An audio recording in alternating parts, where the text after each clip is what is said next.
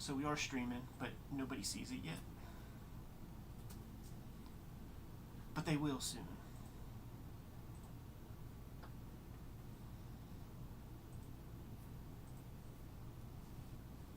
So this is when you can start talking and saying things, Jim. Whenever you're ready.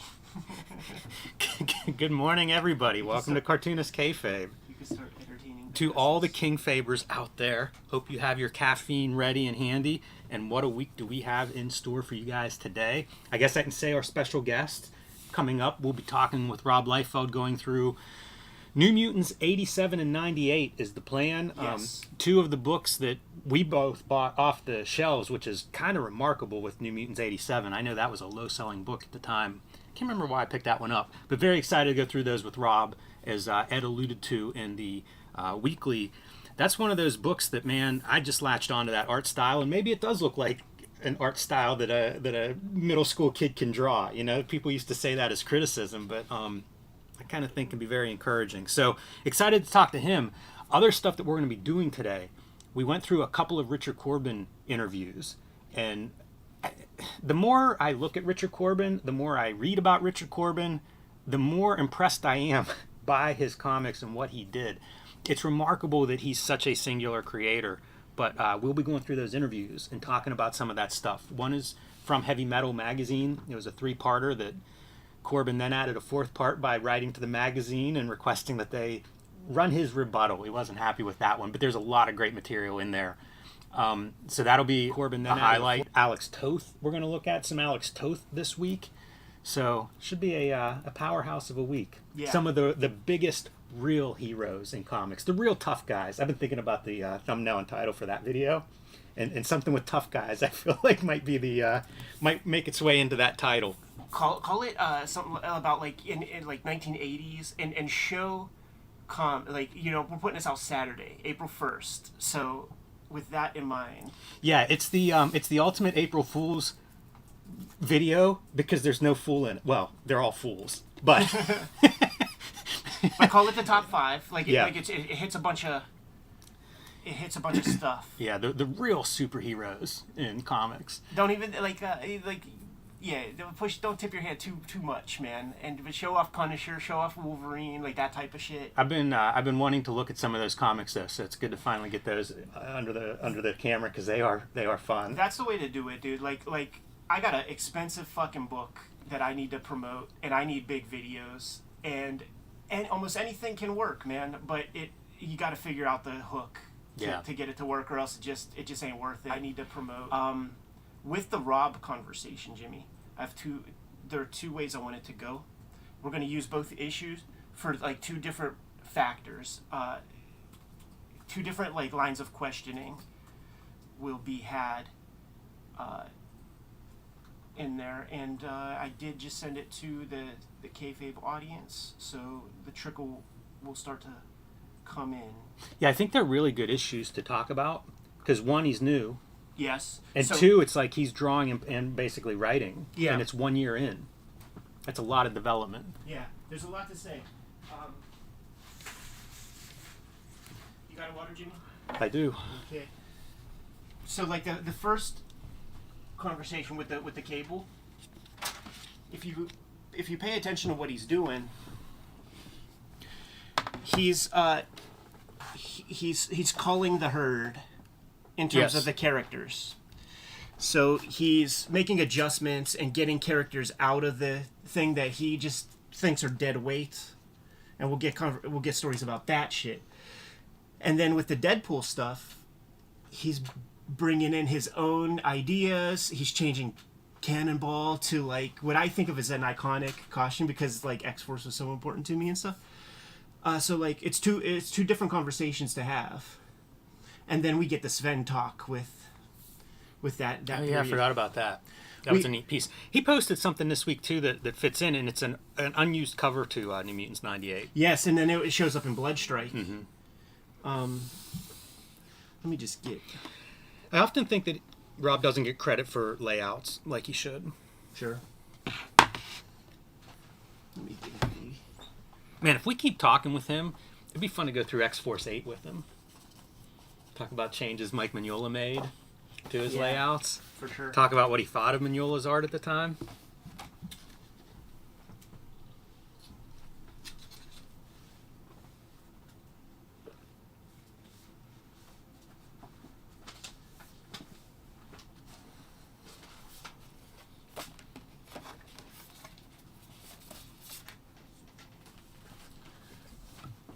Oh, you know what would be sick? Oh, yeah, let me just put it into the chat that Rob's going to be our guy.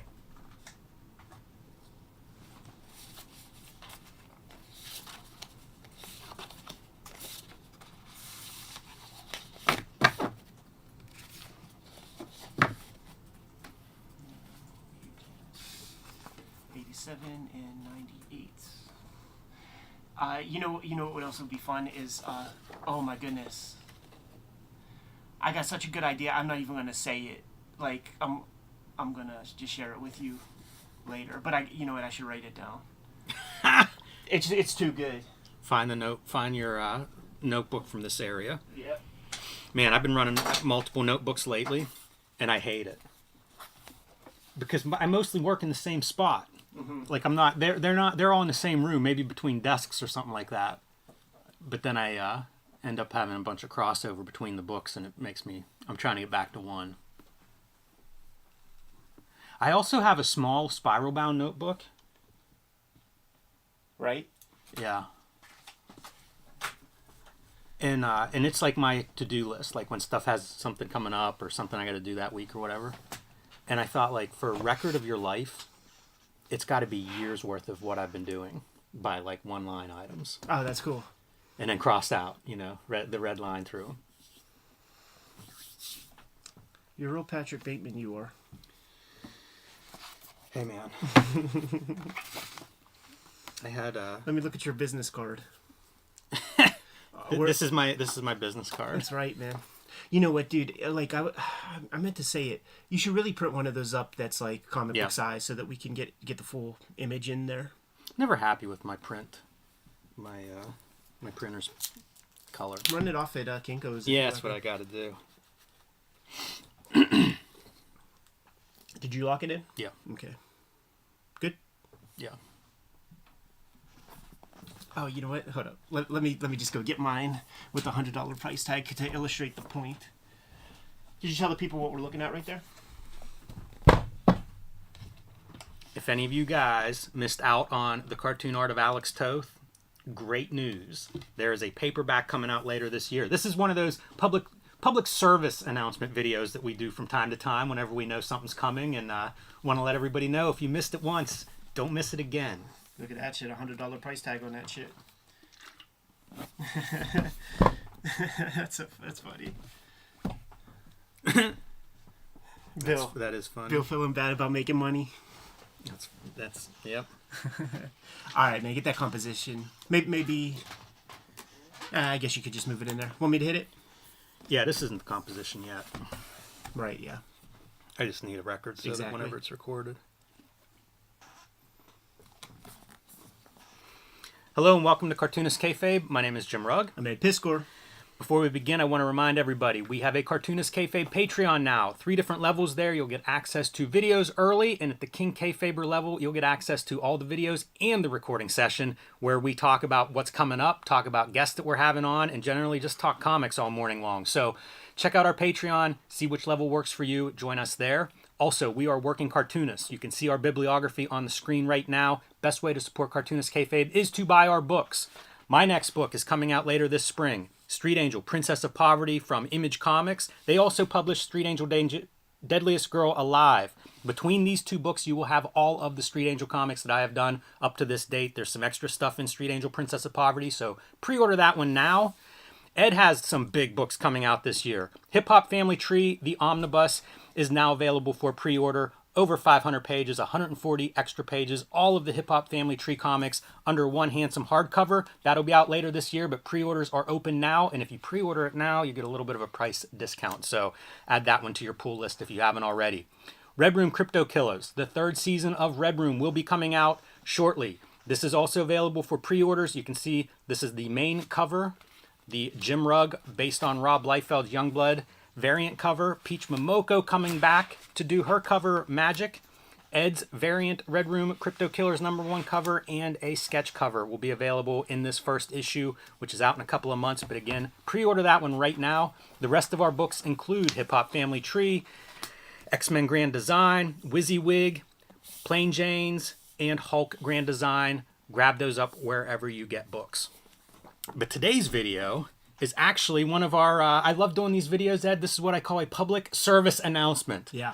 Alex Toth is one of my favorite cartoonists and designers and artists, and whatever you want to ascribe to him as a visual artist, he is it.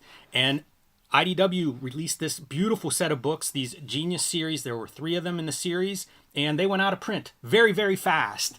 And if you missed them, you got stuck with things like this markup. And you can see this is a Copacetic Comics price tag. Copacetic hates to mark their books up. Often I will find out of print books there and even tell Bill, this book sells for 5 times this amount. But he hates to do it, which points out how much this book went up in the aftermarket whenever it went out of print. Right. Alex Toth is one of those artists that I was always looking for his books once I found him, once he got on my radar. And it's kind of like a Richard Corbin or something where it was like often hard to find his books. It seems like they get a nice edition and then they blow out of stock because it's Alex Toth. So, public service announcement, there is a paperback coming of this later this year. If you missed it the first time, you want to add that to your shelf. This will make you a better artist. Absolutely. Especially this one. You know, the other 2 are easy to find. When I was going to scoop these things up, you know, the shit comes out like, and you're just at a different place in life. Yes. But then you're a little more comfortable, and I'm like, Bill, I ain't paying no $100, but I'll give you one of my artist editions to sell, and that was the deal we made there. But his work is so piecemeal, you know, like we're kicking it in Hawaii with Arakikuo Johnson, and he pulls out his like notebook list of Toth comics that he had handwritten out as we're looking through back issues, and he's looking through old House of Mysteries and House of Secrets and different weird anthologies, trying to find some Alex Toth stuff. And these started to creep up early on the internet. You would see these drawings with that beautiful, unmistakable flare pen line, and that was the thought back then. Like, wouldn't it be great if there was a book that had a bunch of this stuff? Well, guess what? There is, and everybody wants it, and supply and demand has pushed that book into the stratosphere in terms of what it costs. But the fact that it is coming back is just so fantastic. So, Jimmy, let's not do you know, an hour-long deep dive on this thing. Maybe when the softcover comes out and it could be more accessible to more people, we'll do like a Sunday video where we hang out and look at this thing, like, you know, at a molecular level and get to the nitty-gritty of it. But yeah, I wanted to point out a few of the highlights. Like one of the things you mentioned, the flare pen, Ed. What's awesome in this book, it's almost artist edition like in that it's pulling a lot of different sources. And you can see here, not a flare pen here, this is pencil. And as you go through this book, you're going to see a variety of different media. Flip the page and already you see that blue pencil now added to what he's putting on here. And it's not just character designs and character sheets either. This chronicles basically his work outside of comics and especially working in Hollywood. So you're going to get storyboards, you're going to get character designs, going to get presentation art, and again, the materials. I love seeing the different materials. He talks about at one point working on something like 8 shows at once, like when Hanna-Barbera was really running on multiple networks, and he would streamline the system so that he could just do art and get it to the director, do art, get it to the next director, and was basically just racing through here. And imagine, you know, like, think of it as training, right? Yeah. Like, imagine a guy who's, one, super committed and talented to begin with, and then put through that kind of a process for a few years. Just unbelievable what he did. But the storyboards are some of my favorite things. And again, these are in pencil. You know, they vary throughout, but I love seeing him doing dinosaurs in pencil. And even like so much more detail in terms of like your shading and volume on these drawings than what would translate into the final piece. I think going down a deep rabbit hole of animation documentaries and, you know, the 9 Old Men and all that kind of stuff, when the quote unquote 9 Old Men are animating a piece in 101 Dalmatians or something, they are animating in their own style with their own set of values. And then there are people whose job it is to turn that work into the on-model Disney work that is going to sort of coalesce into, you know, the final feature film and stuff. So that was like one interesting takeaway. Another thing about animation and where comics is concerned is like making comics makes you a power illustrator. Like you are a bodybuilder. That's true. When it comes to drawing, far more than anybody who just has a job in illustration or elsewhere. So like I've worked in animation. I have an Adult Swim cartoon that is out there, about 2 hours of rigorous animation, and I've done maybe 5,000 pieces of art for this thing. And I'm used to the New York print deadline structure of things, where here's the deadline, get this shit the fuck in. And I went into the work with that mentality with those California boys out there in Glittertown, kicking it at the beach and whatnot. And they were like, damn, man, you're really quick. You're really fast. So you messed up by not turning it in right away. You finish it, then you do some of your own work, then you turn it in. It very rapidly became a thing where I did my comics by day and I worked on the animated piece. I would like live such a full life, and then come home like 11 p.m., work on that till about 1 a.m., 2 hours, get the exact amount of work done that they needed for a day, because they were paying by day. I guess I was a scab or something. I don't know how the animation business works or whatever, but they paid me by day. I was not in no union or anything like that, and it worked out. Like that was the seed money for me to finish WYSIWYG and to do the whole first volume of Hip Hop Family Tree. That shit pays well. Yeah. This is presentation art here, and it's some of the remarkable stuff that you'll get in this book is you get to see his color work, which is amazing. I was lingering on a black and white page and thinking like, oh, look at him spotting blacks in this style that's very pared down. And then you turn the page and get into his color work, which about equally strong. Your eyes going right to your main character there, for example. It's just really a how-to for, I don't want to say simplified graphics, but it kind of is. You see a lot of this like one line illustrating this stuff. And I mean, this is classic superhero stuff. This is a guy that can draw everything, and this book kind of shows that off because he's doing a variety of shows. Drawing animals. Yeah. It really is a pretty wide range. The imagination for like spaceship stuff, whenever we get into like vehicles for some of the sci-fi things that are in here, really outstanding. And what is funny though, superhero chapter is in here. Is that everything that doesn't make it makes sense that it doesn't make it. There's not one of these things, in spite of the great Alex Toth artwork, like kids of like the 80s don't care about this. This I was hoping this was a Commandy. Right. Like a Commandy episode that didn't go. Look at the imagination though for just these simple shapes of aliens. It's again, if you're doing that many shows and incorporating photos, super weird. Yeah. Photos, and then try to match some of your media. A lot of markers you'll see in this in the color and in the black and white work. Such talk Colonel Sanders, the Colonel Sanders show. This is how we get our chickens. But quite a range again, as I was saying. Character designs. This is the interesting stuff Super here cop. Because Bruce Timm is on record saying that Toth's work actually isn't good for animation, and you could see it. Like the Super Friends is stiff, because it's not all key animators who are doing every piece of it. So the in-betweeners are your less strong artists, and they're just placing and tracing and extending arms, and it creates these wooden dummy figures.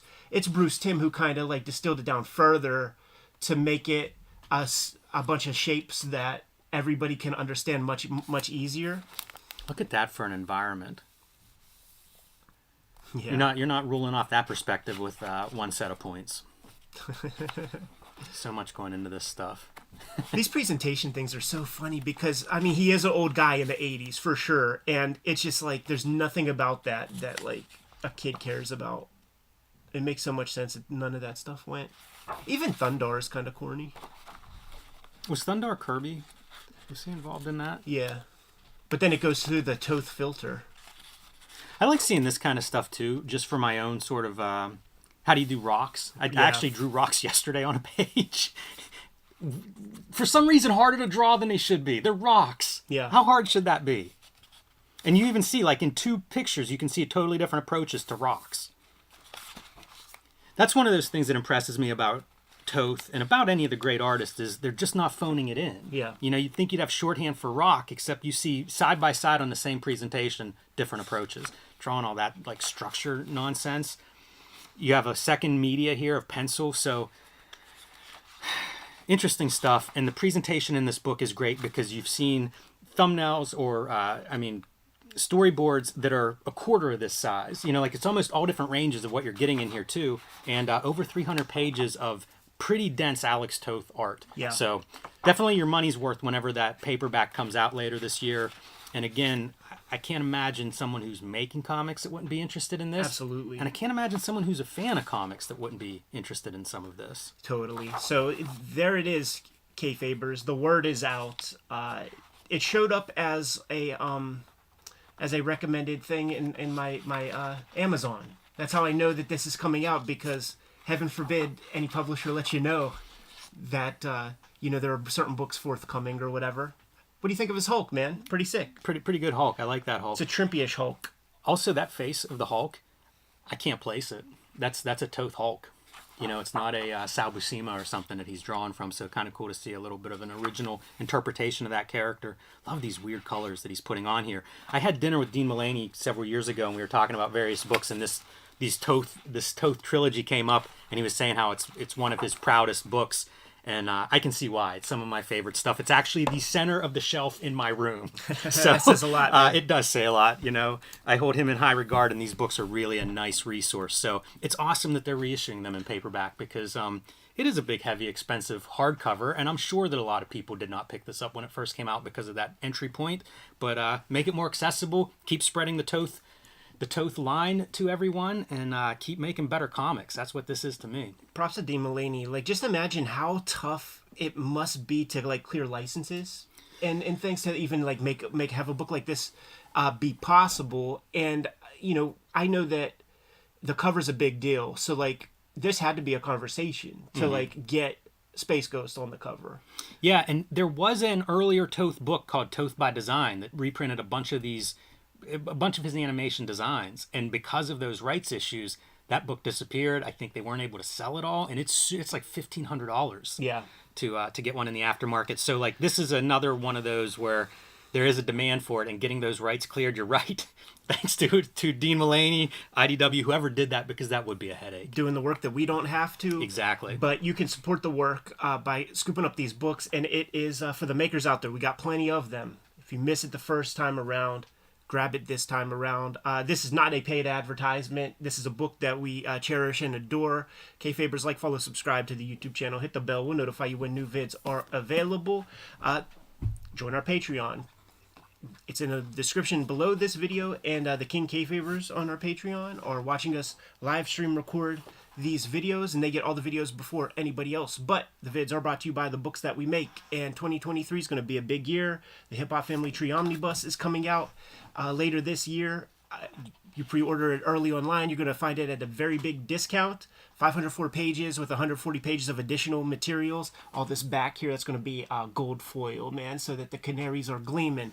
Red Room Crypto Killers is going to start coming out in May. This is the cover for issue 1. We have various flavors of the #1 covers. There's Jimmy's variant, a bunch of other variants for that. Support these comics. Two volumes of Red Room exist. 3 volumes of X-Men Grand Design, 4 volumes Hip Hop Family Tree, and WYSIWYG. Jimmy, what do you have?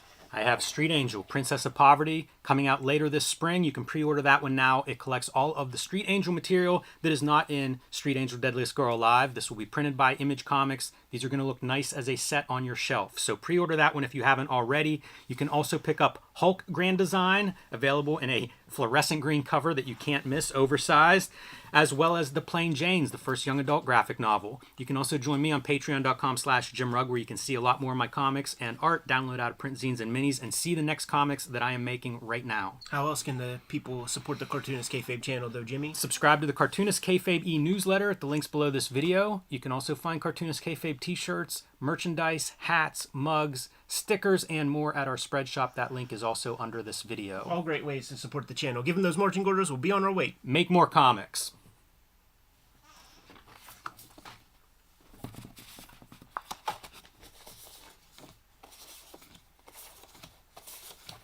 Let me do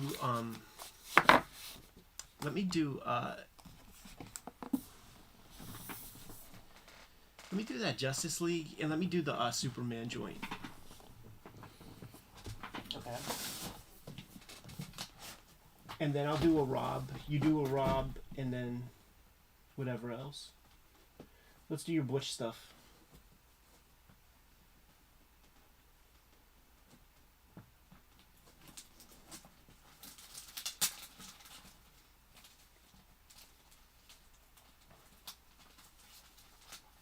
What's that one, dude? Let's say, Oh, is that Mr. Handman? The no, it's Black Belt Jones? Yeah. He's the dude that says that shit. Good stuff.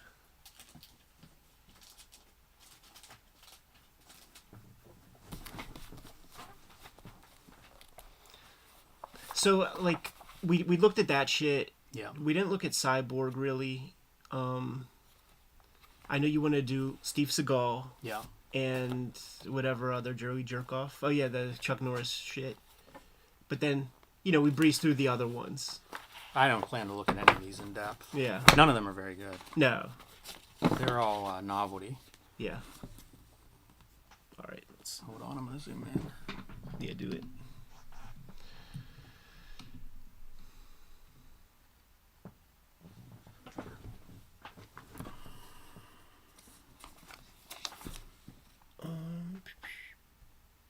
Here, let's do that all over again.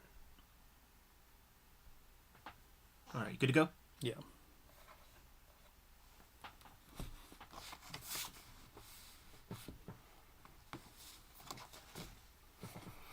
Welcome to your favorite comic book YouTube channel, Cartoonist Kayfabe. My name is Jim Rugg. I'm Ed Piscor. Want to remind everybody we have a Cartoonist Kayfabe Patreon now. 3 different levels that will give you early access to our videos to stay in front of that kayfabe effect. And at the King Kayfaber level, you can actually sit in on our recording sessions, talk about upcoming guests, questions that we have for them, questions that you have for them, and just generally have a comics conversation to kick off your Thursdays. We are also working cartoonists. And the best way to support Cartoonist Kayfabe is to buy our books. You see our bibliography here in front of you. My next book, Street Angel, Princess of Poverty, will be out later this spring. You can pre-order that one now from Image Comics at your local comic shop or wherever you buy books. It collects all the Street Angel comics that are not in Street Angel Deadliest Girl Alive. Other books include Hulk Grand Design and The Plain Janes. Pick those up if you haven't already. Ed's next big book, Hip Hop Family Tree, The Omnibus, will be out later this year in time for the perfect Christmas gift for you or the person you love. Collecting all of the Hip Hop Family Tree comics, plus 140 extra pages, over 500 pages in a beautiful hardcover. Pre-order that one today. Get a little bit of a discount if you pre-order that one early.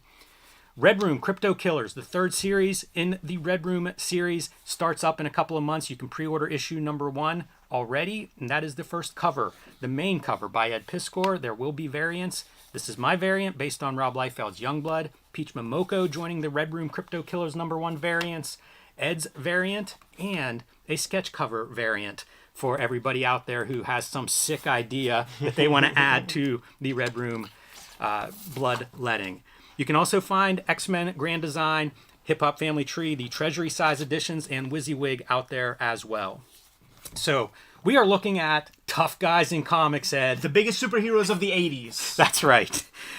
This is a video I've been wanting to do for a while because there's a ton of these comics, and some of my favorite stuff to pull whenever I'm digging and finding things that I didn't even know existed. This one, to be honest, I actually found at a video store back in the days. I think they were giveaways.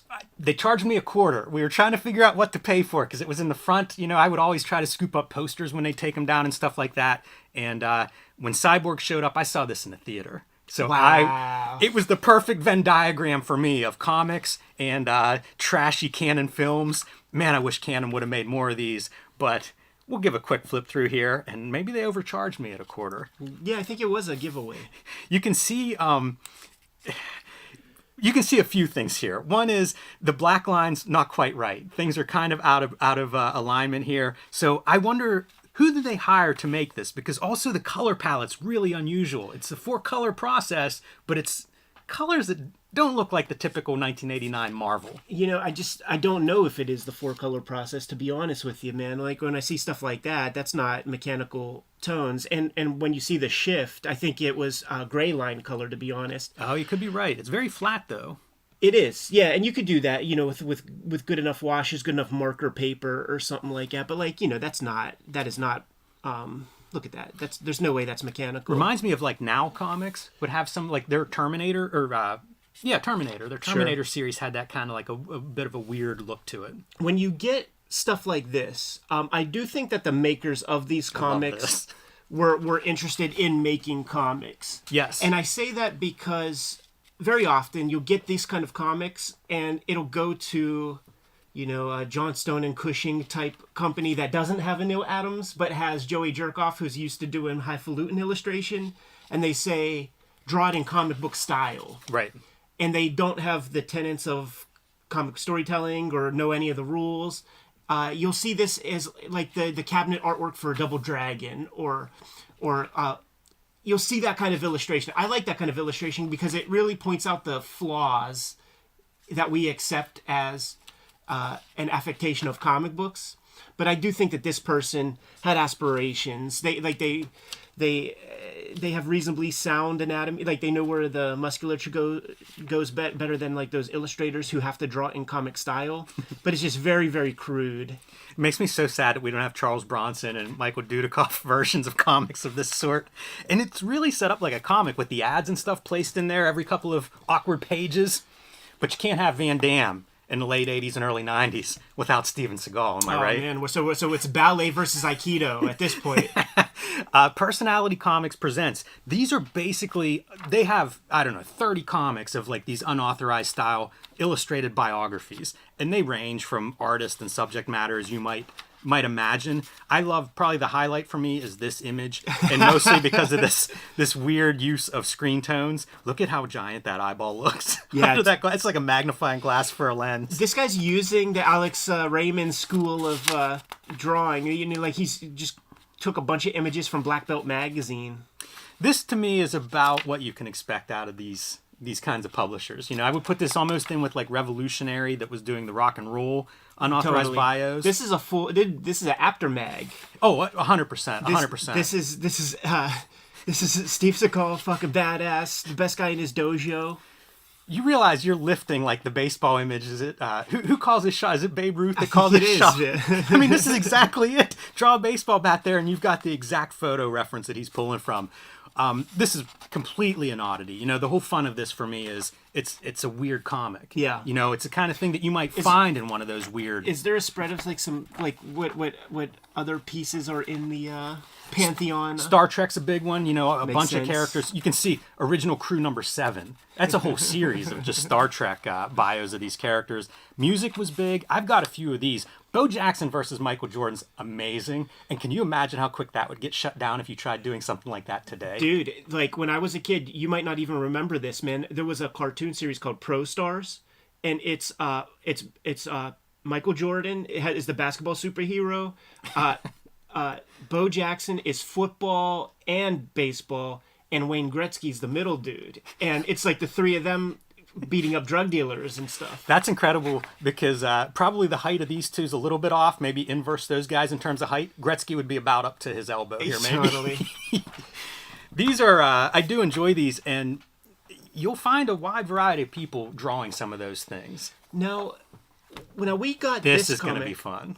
Now, where did this gets packed in with something? When we were a kid, WWF magazine. Okay, yeah. Part of the deal. My brother had a subscription, and this came with it. Whenever WWF brings Warrior back in like whatever it is, 95, 96, they bring him back very briefly, and it kind of flames out quickly. Part of his deal was you're putting like 100,000 of these comics into your magazine. Totally. You can see Warrior gets the writing credit for this. Warrior is the publisher of this. So something to say about this, man, is at this point in time, that show that I fucking love, man, the Anti-Gravity Room, was on at this time, and they had a little segment with Warrior talking about the Warrior comic. Was he in face paint? He was not in face paint. He had, he was kind of hiding his gimmicks a little bit, but in the segment, he's really a bloviator. He's cutting promos. So like the little host, you could tell he was frustrated, and it's like, all right, Warrior, in 10 seconds, give us some final message. And they play it sped up. with no, you don't hear the chipmunk, but you just see him going and going and going. They play 10 seconds worth, and he was like, but that's a little bit long-winded. It's a little bit longer than 10 seconds or whatever. But the dude was out of control. Every now and then you'll hear stories about this whole time period, because I think Cornette might have been there, and definitely Pritchard was there. So they talk about what this whole experience was like. And right from the beginning, destrucity, one of his made-up words, trifold in its definition. He talks about destrucity in the anti-gravity room thing. It's the name of the galaxy in Warrior wherein the terrain of Testament lies. It's unbelievable what this is, and I love that he gets like the top billing as the writer, like, because you can read, if you watch his promos on YouTube, they're all over the place. They're nuts. You talk about not making sense. That's what you get in these captions. Totally. It is the strangest bit of mythology combined with like that image style art, the ridiculous digital coloring. And nothing happens. Have you seen the first 10 pages I just flipped? It is Warrior just kind of like posing and running and flexing almost naked across destrucity. he's so big, he's so muscular, he's so scary, and nobody can tell him no in real life. It's in a way, it's the epitome of that when people criticize image storytelling as just being like these pinup pages. That is what this is, which is really wild. It's almost like he had researched in the early 90s how to make a superhero comic. Look at that. Look at that stuff right there, dude. It's there were a lot of wrestling comics in the 90s, but this is the one that is just over the top in terms of get his personality on these pages, and the result is comics that make no sense. Yeah, there's more of these than any of those, I'm sure. And a lot of words, Ed, this is the Warrior message to the fans that are reading the first one. Look how different it looks in black and white.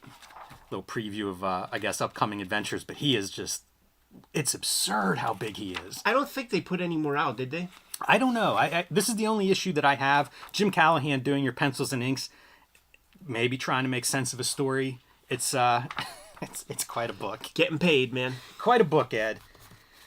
So here's part of the reason I wanted to do this is it's amazing how many of these guys have these books. You know, Chuck Norris, I looked for this under Karate Commandos and was like, shoot, I know I have this comic. Yeah. Where's it at? And realized it's Chuck Norris in your giant 98-point type there in the title. Yeah.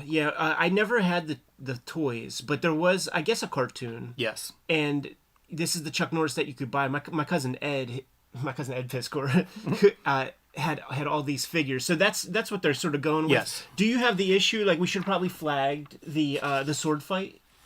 Yeah, there is a sword fight. I think it's in issue 2, but this is Ditko is the other piece that's worth noting. Yeah, see if you can find it in there. Yeah, you know which one I'm talking about. I think it's that issue. Yeah, I'll find it. But it's Ditko doing the first 3 issues, and he starts out as penciler, and then it kind of goes down as Super Ninja. Talk about a guy who's not blending in and hiding anywhere. Purple, yellow, white mask. But the toy thing is the tie-in, and this is pretty late in Ditko's Marvel run. This is, I think, 1987. So I don't know how much he did after this. Maybe Squirrel Girl or something might have been around that time. Maybe a little bit later. Yeah, he did Speedball.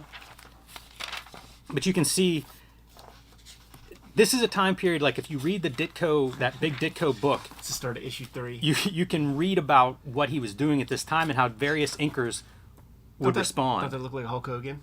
That's pretty good. That's really good. Like, this looks like Chuck Norris, but that's Hulk Hogan right there.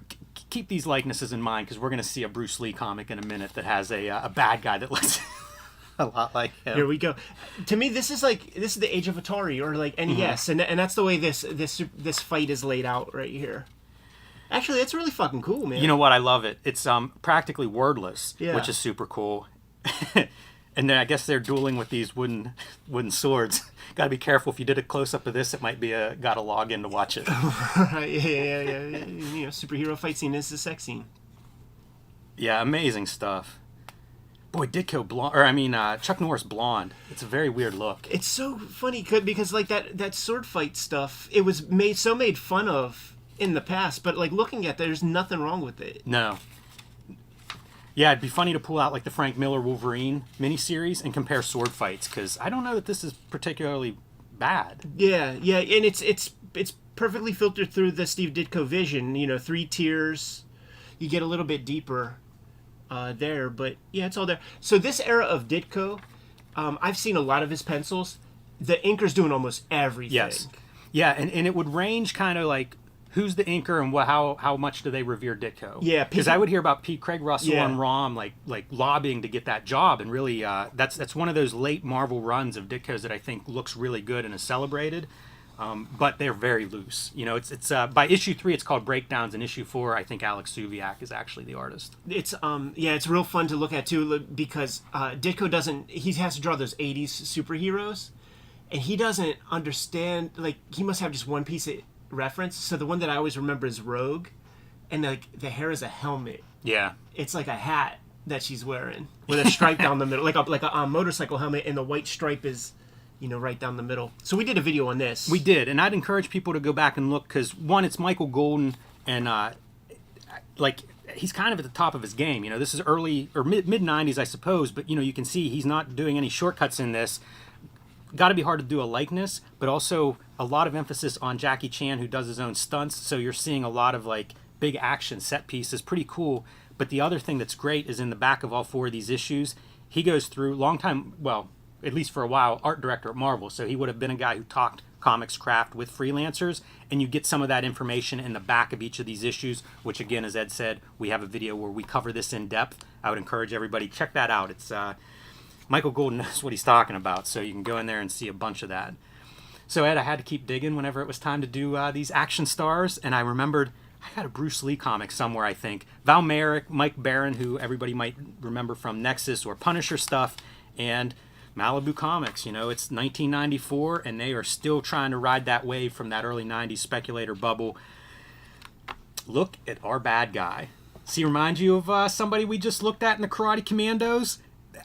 Totally Chuck Norris. Totally, yeah. And I feel like, you know, in the Bruce Lee sort of legend, you got to have your Chuck Norris fights. He's even kickboxing like Chuck Norris, and I could have sworn, I was like, is this like a nonfiction? Is this going to be some stuff about him? But they give him a different name and everything in here, and this is an interesting period of what happened to your face, Chuck? Yeah, he little. Well, I was gonna make it. You said you called him Chuck, so I better not make any cocaine jokes with that character, not Chuck Norris. Right. Malibu is very interesting at this point in time because they would get very light amounts of newsstand distribution with their licensed comics. So this might have been affected by that. This might have taken advantage of that. Maybe there was that Bruce Lee movie that came out in like the mid 90s, but the stuff that I absolutely remember getting off the newsstand was Mortal Kombat comics, just like at the grocery store. Yeah, it's interesting how much Mortal Kombat is in comics for a long time. Like, we're going to look at a Superman comic from, I think, like 08. There's Mortal Kombat ad in there. Mm-hmm. This is 94. So Mortal Kombat, a long shelf life through comics, outlasted a lot of publishers that they were buying advertising from. Yeah, it wasn't just ads for the video games? I think it's mostly video game tie-ins, but, you know, I mean, they're Mortal Kombat comics and things. Like, it's really been around in a long time. This reminds me a little bit of a Continuity Studios look. Mm-hmm. I don't know that there's any association there, but we looked at a Mr. T comic a while back, and it just feels like that. You know, it's almost a by-the-numbers kind of license. Yeah. And Bruce Lee, of course, lots of iterations of him floating through comics. There was one I almost pulled where Noel Sickles, near the end of his career, like in the 70s, did audition pages for a Bruce Lee daily comic that I think never went. But I mean, like, he's such a natural character for comic books with both his legend and his look. It's a wonder there's not just ongoing Bruce Lee comics out there. Yeah, I'm taking a look at the indicia. Okay, this is the estate of Bruce Lee, is who this deal was made with, because there's just a very it's fascinating to me, this like in likeness rights and shit. There is a company that buys very important people's likeness rights, and like the same company, I don't know the name of it, but they own Marilyn Monroe. In most recent time, Muhammad Ali hooked up his likeness with them. Elvis. It's like one company that like owns the rights to all this, but this is Bruce Lee. Looks pretty cool, but this is totally Chuck Norris. Oh yeah, totally, and it's even fashioned to look like a Krusty Bunker, like the Neil Adams Marvel Shang-Chi covers that were done, like in the first magazine. I like both those covers. I think they look pretty cool. Yeah, they're trying. They are. And the last thing that I have, this is a real oddity. You know what? Fucking Val Mayrick, I think, was a crusty bunker. I think he was a part of all that, man. That would make sense. Yeah. I don't know his story that well. He's fascinating because, like, in the old days, like, there are American Splendor issues you could get with Mayrick, and there are, like, Young Master, like, Larry Hama, written fucking Ninja Comics, but, like, I think he passed through fucking continuity, of course. It looks too much like it not to be not to have that influence. I found this, first of all, somebody was using this as like their icon on social media 15 years ago. When I'm doing Aphrodisiac, I saw this, and I was watching all these movies at the time, and I remember thinking, like, that's got to be from a comic. That's a Black Belt Jones comics.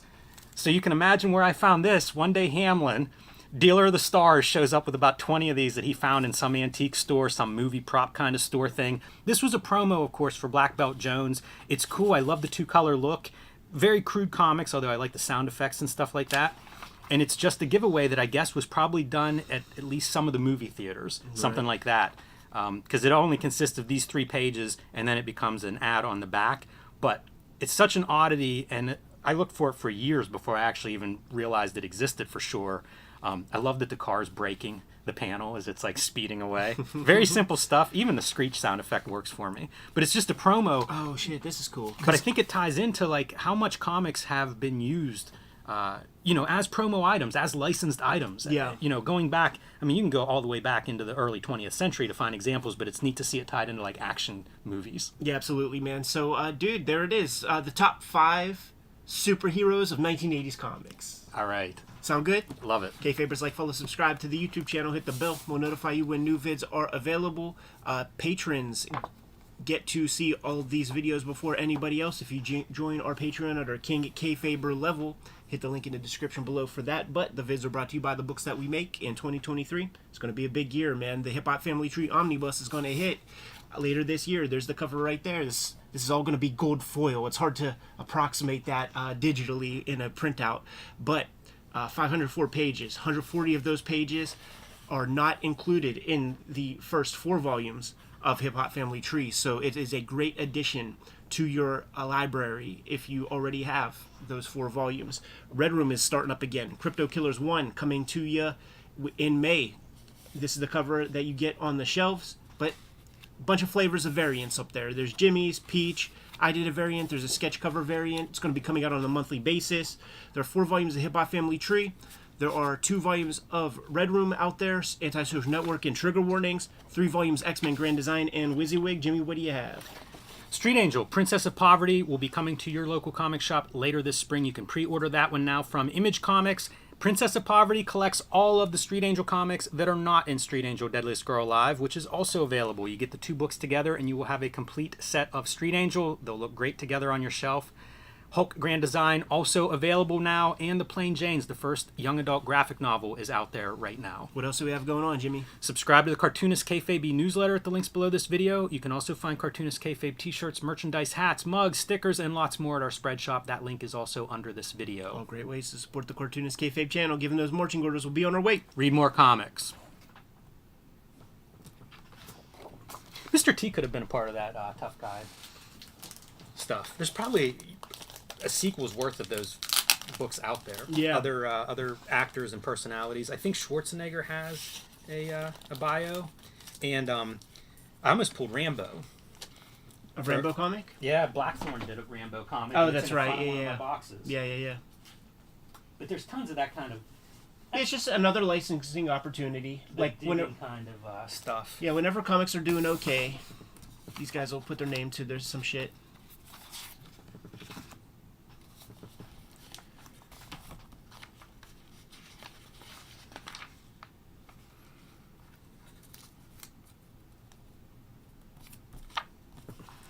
The middle interview, I didn't read the first go-round. Yeah. And I read the rebuttal, and I'm like, Bill Griffith, like, what did I miss? Like, I don't know if he's even named in that first one. Maybe briefly. He is named in the middle one. Or maybe it is the first one. Fuck, I gotta see. But I found it. I found it in that file that dude sent us with the like 1,000+ page. Yeah. That's an amazing resource. I was looking to try to print that, Uh-huh. and the biggest print page count I could get was like 840, because I thought like the Corbin Bible. Yeah. I even found stuff with like embossed covers and stuff. Like imagine with like a golden foil embossed Richard Corbin Bible. That's a heck of a book. Yeah. Was it a PDF format that it was sent to us in, or a CBO or some shit? Oh, I don't know. It might have been one of those CBZ, formats. whatever. I think it's PDF. Like you know what to do with that though, right? If you wanted to, you would change the file name from CBR to just .zip, okay. and then it'll create like a zip file, and because it's all just JPEGs that's in there, and then with that you extract that and make a PDF. I think it's already a PDF. Yeah, well, I'm saying if it's a CBZ, then that's what you got to do. Yeah. Yeah, I was real close to whenever he sent that night. I'm looking at like print on demands. Like this would be a book to make. I just downloaded it yesterday. It just kind of randomly because I'm like, well, what interview does he have? Because I wanted to read a great interview. We're looking at tell the people, man. Give the Kayfabers their money's worth. This is going to be a multi-interview talk about Richard Corbin. He did a 3-parter that's pretty epic in Heavy Metal in 1981 that he then rebuts because he's not happy with how that went. And then the comic book Rebels, which came out early 90s, I believe, and Steve Bissette and Stanley Wider. I'm not familiar with him, but they talked to a bunch of really cool people. Scott McCloud's, Todd McFarlane's, people that were doing comics that were sort of outside of the corporate system at that point, and gets a Corbin in there. So there aren't that many Corbin interviews out there. Yeah, we'll make note of that for certain on the channel. So play some stuff. Let's lock in. Probably best to have a text page to try to get that as clear as possible. I might have to raise the camera a bit. Looks good. Yeah, it fits. Has good dexterity to it. Ah. The graphic design is really great of these various interviews. Boy, the artwork. That illustration for the second interview, that cover piece, boy, that's everything. Yeah, I got to see which is which now, because I don't know which order I read. Good to go?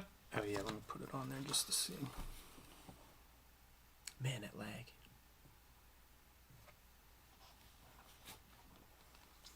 Good morning and welcome to YouTube's favorite comic book channel, Cartoonist Kayfabe. My name is Jim Rugg. I'm Ed Piscor. Want to remind everybody that we do have a Cartoonist Kayfabe Patreon out there. 3 different levels will get you access to our videos early, get you in front of the Kayfabe effect, and at the King Kayfaber level, it'll also give you access to our recording sessions where we kind of go back and forth with some of our King Kayfabers, talk about upcoming guests and interviews, and just have a general nice comics conversation. So check that out, see what level fits you. We are also working Cartoonist. You can see our bibliographies here on the screen right now. My next book, Street Angel Princess of Poverty, is available for pre-order from Image Comics. This collects all of the Street Angel comics that are not included in Deadliest Girl Alive, also from Image. So pick up both books. You'll have a complete collection of Street Angel comics. Hulk Grand Design and The Plain Janes also available right now wherever you buy books.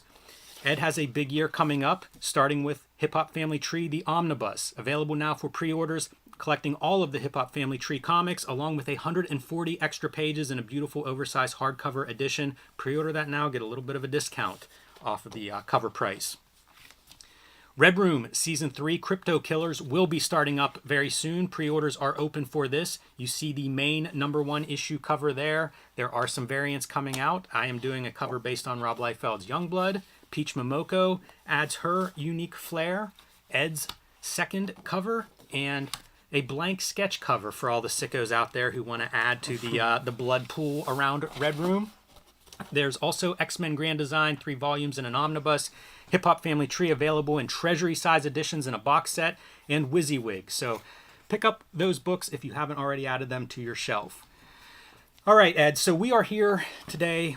We read a bunch of interviews, at least what we could find, of Richard Corbin, and we're going to have kind of a loose conversation, I think, about these interviews with an artist who I hold in the highest regard in comics, but a guy who was very private. Not a ton of interviews out there with him, and maybe because he wasn't happy with how some of those interviews went, including a somewhat notorious heavy metal interview from 1981. This actually stretches across 3 issues. So we get into some really cool territory with it. And this could be a longer conversation, so I'm just going to dive right in. One note, these issues I bought originally because Steranko's Outland ran in these things. Yeah, like one of the things that comes to mind certainly with this interview is like our relationship to this interview as interviewers. And it really makes me respect the opportunity that we have with the people who give us their time to capture some stuff on the record. I don't know about you. I feel a tremendous amount of pressure on myself. I almost never sleep the night before we record because I just want to do right by the person we talk to. I want to get great stuff on the record. I think we should do this part last. Not first? We're kind of setting the stage for it. Okay. Because I don't know that we need to go through this point by point. But after the interview ran, this is the following issue.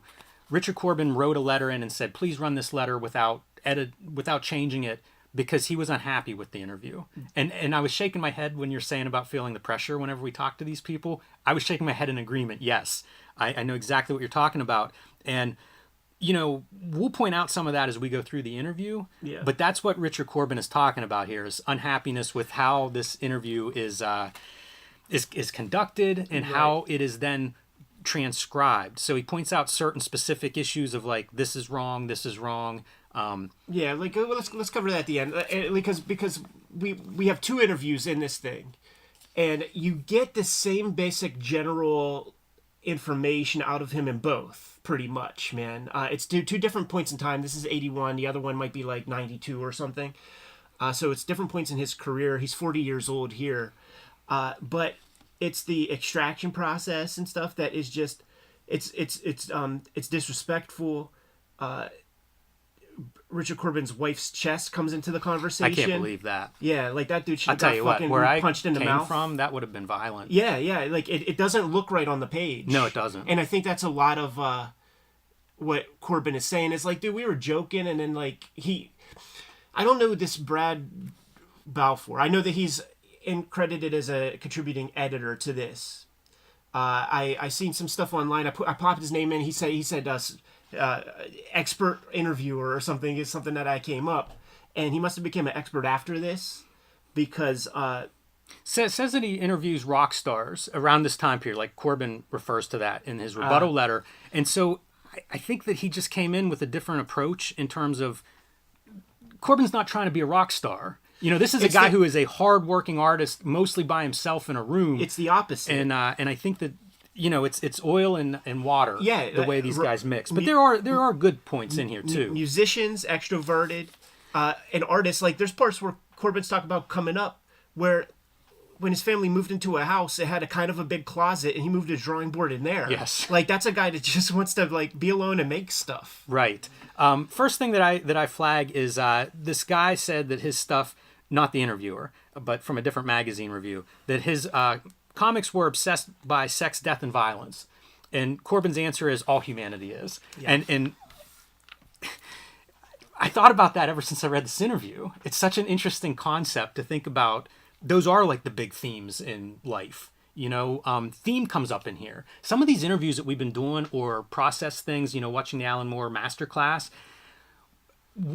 we've done, I don't know, 1,200 videos. And I feel like the idea of theme is something I never think about, except that it comes up again and again in these last several interviews and things that we've looked at. And it does make me think about, like, should I be thinking that way? Should I be conscious of that stuff? Because it does come up in here several times. Yeah, all the big guys will say, you make your work, and then a theme emerges.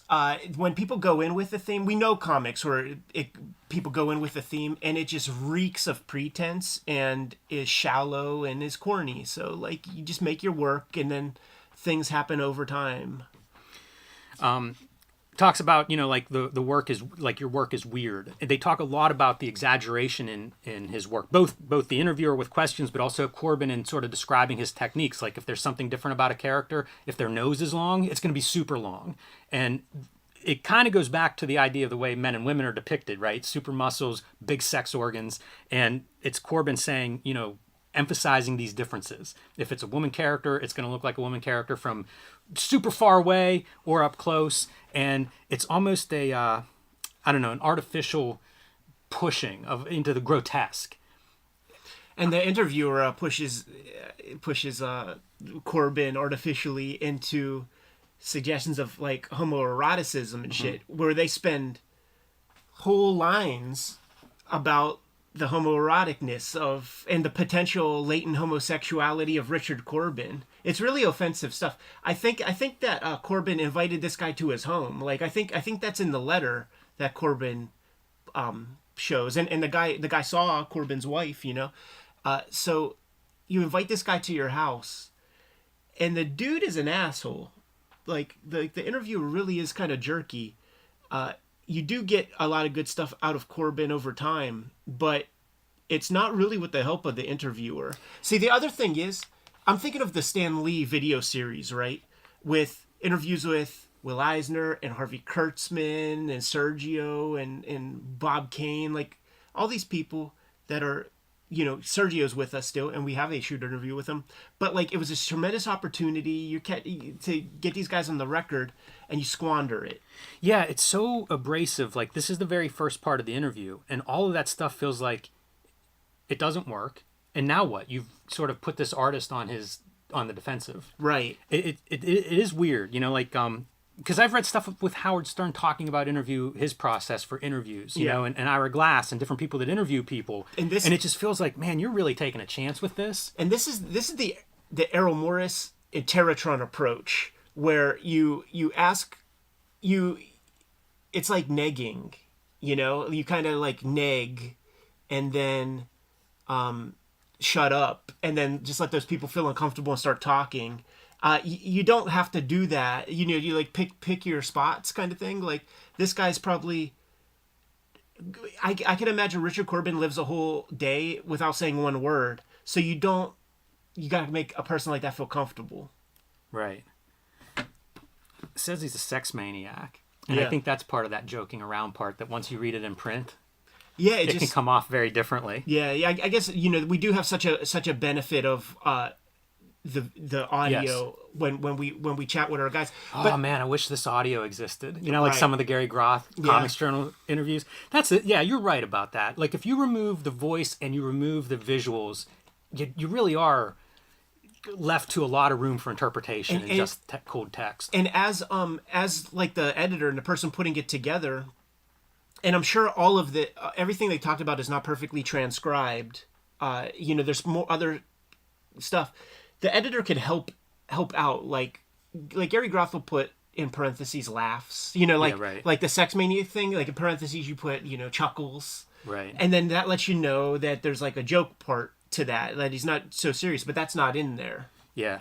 Yeah, it feels like this guy may have been influenced by like a Hunter S. Thompson, but maybe not with the talent to pull off the Hunter S. Thompson. Yeah. I thought this was a great comment. They're talking about how people want to conform to society. They don't want to be weird themselves. They want to look at other people who are weird. That's Richard Corbin's words. And it reminds me of something I heard about TV, 15 years ago, of like, people watch TV for two reasons. One is you identify with the person in terms of it's almost aspirational, or you want to feel better than them. And I think that's the more popular show. And that's kind of what he's saying here with the weirdness stuff. We've talked about, like Dennis Kitchen was on. We've had different ideas of like art as therapy come up. And I feel like this idea of catharsism in comics and in underground comics is kind of an interesting track, because he gets into it with another cartoonist, and that cartoonist says doesn't value horror and fantasy and science fiction. Oh, this is so interesting. So he doesn't name the guy's name here, but in the next interview, it's Bill Griffith. Yeah, who then ultimately he says he has no beef with in the letter that he writes, kind of trying to set the record straight. And talks about the comedy of the conversation, having fun, because in that same interview, he says, like, I should go see that guy. Like watch what happens when I go see that guy. Something threatening. Yeah, that's true. Gets into, from the cathartic talk, into this idea of, like, whatever message or themes in his work, and it's an emphasis on the individual. Individualism comes up again and again throughout this interview, and his characters being these individuals, in a post-apocalyptic world where gangs of mutants or something are a threat, the hero's this individual, and that seems to be one of his themes. And it's aesthetic. I mean, like, there's no one else like Richard Corbin. Which is awesome, because one of these does focus on that process. So we get a little bit of that. Each of these interviews, there's three, it's a three-parter, has a creator's comments on Corbin. So this guy's 40 years old. He's my age. Mm-hmm.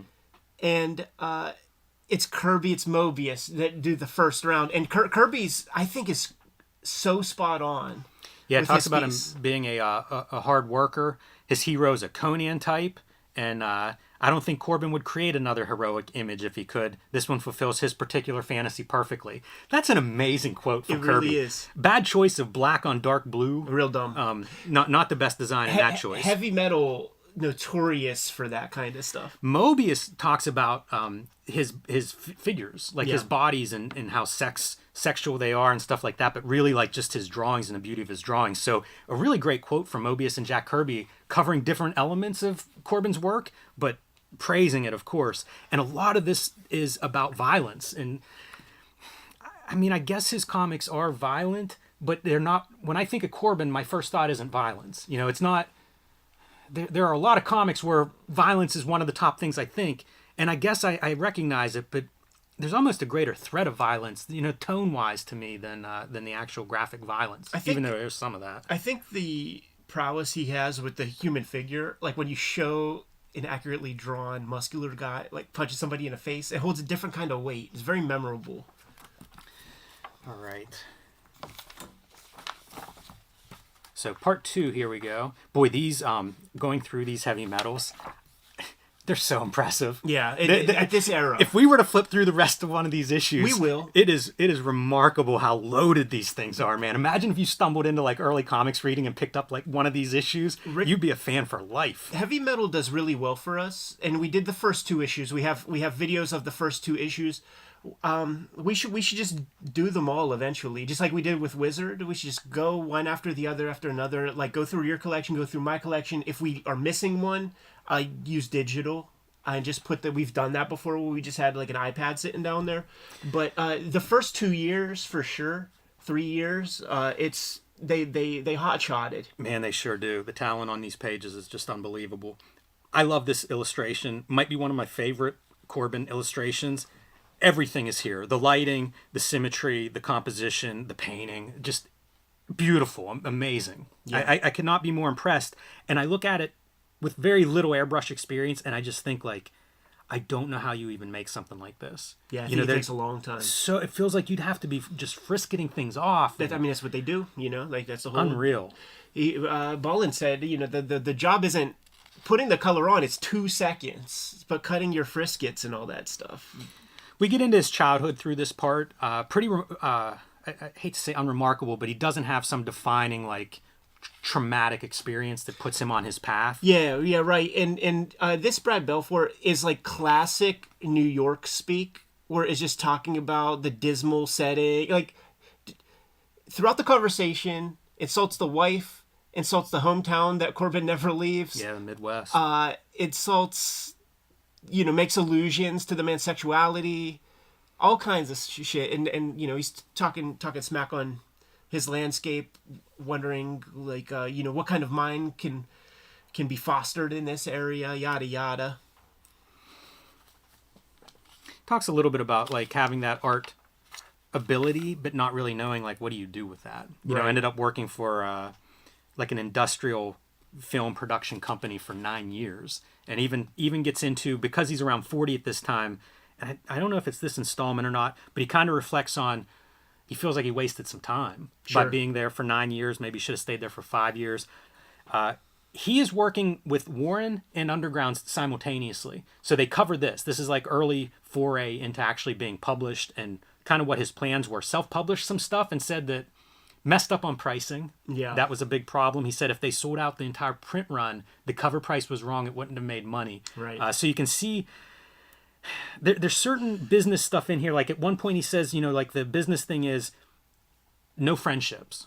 You're in business. It's not friendship. And he hits that a couple of times. So it's kind of interesting to see his take of comics business, because he does own so much of his work, but there's a couple of things he doesn't own. Like Bloodstar is one of those that he doesn't have rights to, and he's very clear about that. It feels like there were some bumps along the way as he realized what was important and valuable and to protect this stuff. Yeah.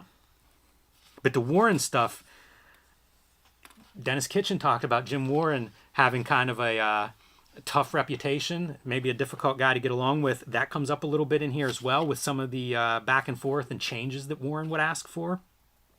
Very interesting to think of a guy, again, of Corbin's talent and the struggle to get that work out there. You know, you had to work with someone like Jim Warren, who wasn't necessarily a good guy to work with. Yeah. Or you were working with undergrounds and that dries up. Like it was a tough road, man, in the 70s. Like, what are you going to do if you're a rich, world-class artist, but the distribution mechanisms, the publishing mechanisms that are available are so limited compared to what we have today? Yeah, I think it's well illustrated in the Klaus conversation that we put up, where he was talking about heavy metal being a vector, like a possible place where he could put stuff where that's maybe a semi-adjacent to the work that he wanted to do. But like that was part of the job of an independent cartoonist of that kind of dark age of like the undergrounds and the post-underground, was like you got to kind of manipulate your work and find your own platforms or your own piece of real estate. You know, Jules Pfeiffer had a regular strip in The Village Voice that he held on to with a death grip for the longest time. Like, you just have to, there's an extra skill that was required that you had to use to get yourself out there. And for all of the back and forth that he may have had with Jim Warren absolutely adored Corbin's work and heavily promoted him and let Corbin be the guy who was the color section across everything. I don't know that any other color Warren work that wasn't done by Richard Corbin, even stuff like in the Spirit magazines, it's Richard Corbin coloring Will Eisner. That's the very first Corbin I ever had, was that first couple Warren magazines, man, with Corbin coloring over top. He says that the undergrounds were just bootlegged in Europe. Yeah. And that's how his work found European publishers, which of course he flourishes in Europe. Yes. So interesting how that works. You know, like a lot of shenanigans back in the day, man. A lot of shenanigans. And now. Yeah. Shenanigans always. When he hooked up with the French, it was almost self-preservation, because like now that you have a liaison over there, now you can task them with kind of putting a kibosh on some nonsense. Yeah, you know what? This is that part too that I was mentioning, like very limited options. So these guys, Von Baudet, right? Like he hooks up with Von Baudet at a convention, and it turns out they're both fans of each other's work. So that's kind of cool. But he says like they would talk about several occasions where what we needed as a creative cartoonist was a magazine with slick paper, reproduction quality, and fair pay rates. Right here. And it didn't exist at the time. Yeah. And then he finds Meadow Hurlant in France. Right. See, here's the part, like, there was another underground cartoonist attacked him in print, blah, blah, blah. And it was about the sci-fi fantasy stuff. And this is where you get, like, the Bill Griffith. The most apparent reason is that he's jealous of my talent and popularity. Attacked on the grounds that cartoonists who did horror science fiction stories in general, blah blah blah. So you know that's all of this makes sense, because like Bill Griffith and Spiegelman with like Arcade magazine, you know, that's like the more highfalutin dudes, and Corbin and Von Baudet, who aren't shy about drawing spaceships and leaning into the pulp. Like they all got into comics like with the same materials, you know, that they had access to, and some guys lean more toward genre and the other guys lean more toward Dada, or whatever you want to call Zippy the Pinhead. Yeah, talks a lot, like mentions cinematic quality in this sequence, but movies are another one of the big influences that come up again and again, and we'll get more into that in part 3. Comments here from Harlan Ellison and Jim Steinman, and same kind of thing, you know, sexual richness. Ellison says it was as if Rich had been born to illustrate my stories about the world of the Rover Packs and Down Unders. The Meatloaf cover, which he says they needed it in like a week. Like he basically did one and sent it in, and it was like with the deadlines, this is it. Yeah. You know, becomes a very iconic thing. I always wondered about that. It's kind of amazing to me that the way that comes about, where it's just like somebody was a fan and you didn't even have time to really work with Corbin. It was just like, here it is. I bet you that was $20,000. Yeah. Because like in our lifetime, an album cover was about 10. And the music biz was way better back then. It might have been $50,000. It could have been gigantic money. It's very funny too to see that and think of Meatloaf. Yeah, because like there's it not can one only happen without, you know, like in that kind of deadline crunch. Right. You know what I mean? I don't Yeah. think anybody would art direct that for Meatloaf, but Right. I don't know. What do I know? You know, and you mentioned the Undergrounds. To me, like, it's remarkable that he can do this work, but then he can do this stuff, and it feels like that's right at home in the Undergrounds. Like the mark making, Yeah. it just feels exactly like it fits in there. He would try stuff too. Like I got a Phantagor real close, where he'll do like airbrush, black and white, and it's too muddy. It doesn't work, but you don't know until you see it in print. You know, so then he will do the pen style and maybe use some zips and stuff like that once he realizes, oh, this airbrush stuff isn't working for, you know, the shitty newsprint and whatever else. Now this one is fucking sexy to me. This with is the one. that den. Yeah. You know, seeing the sculptures and stuff. This is amazing.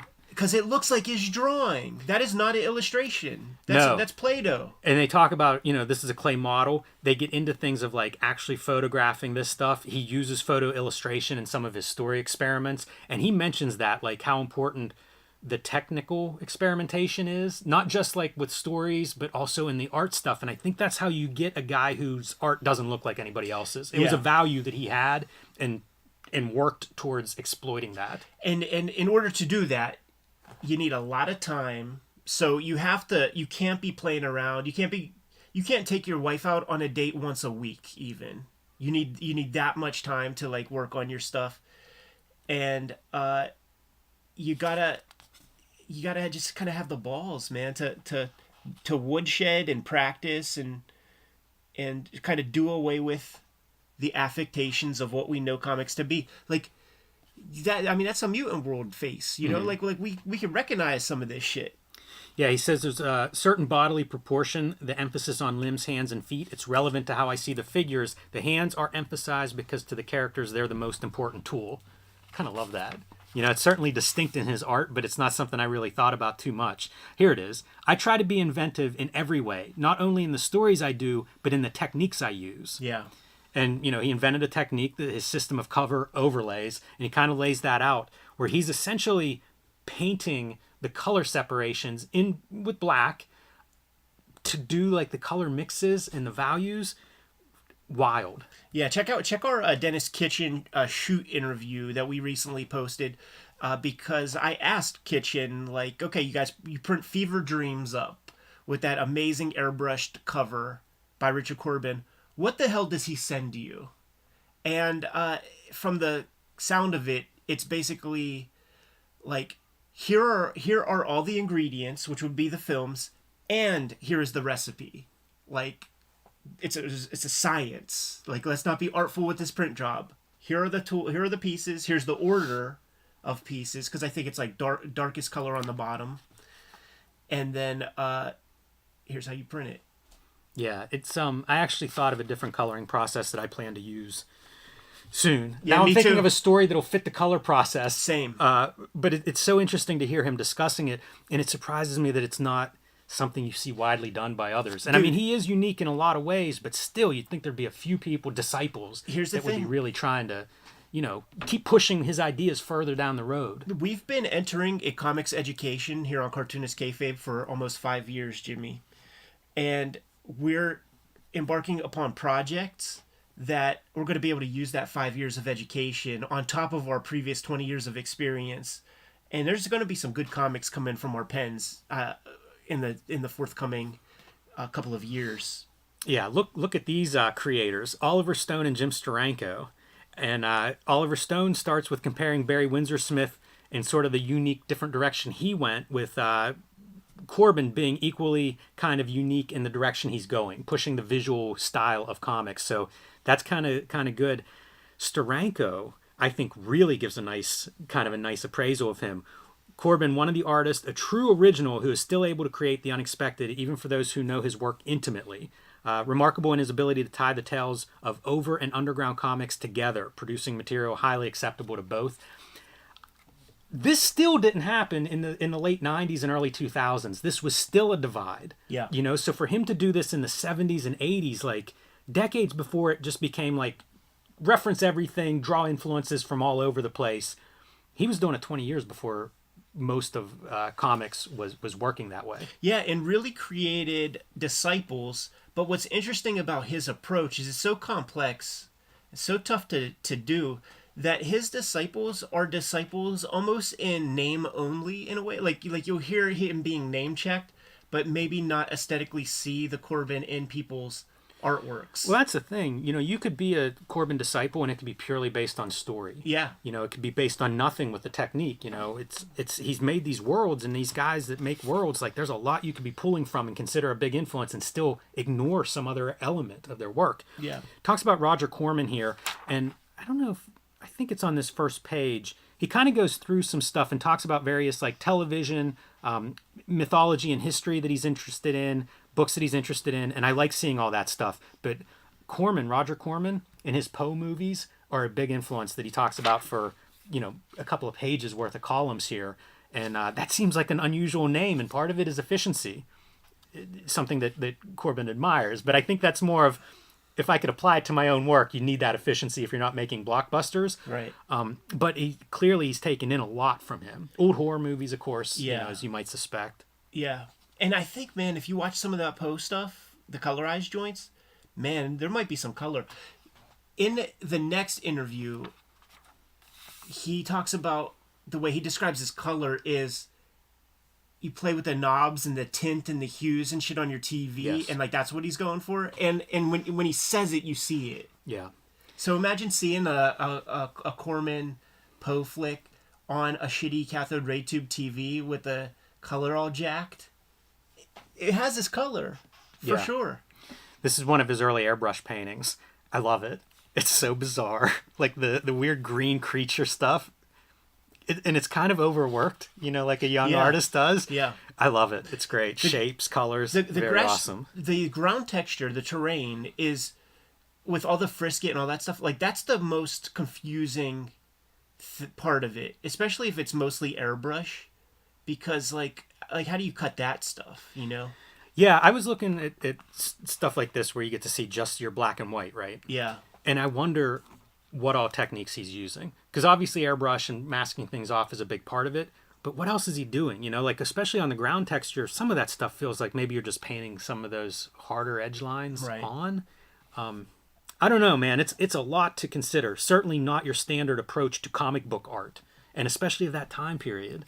Adapts, I guess it'll be in the next interview, but adapts to like digital very early 90s. He's using computers and playing with that process. So this rounds out this interview section, or the heavy metal interview.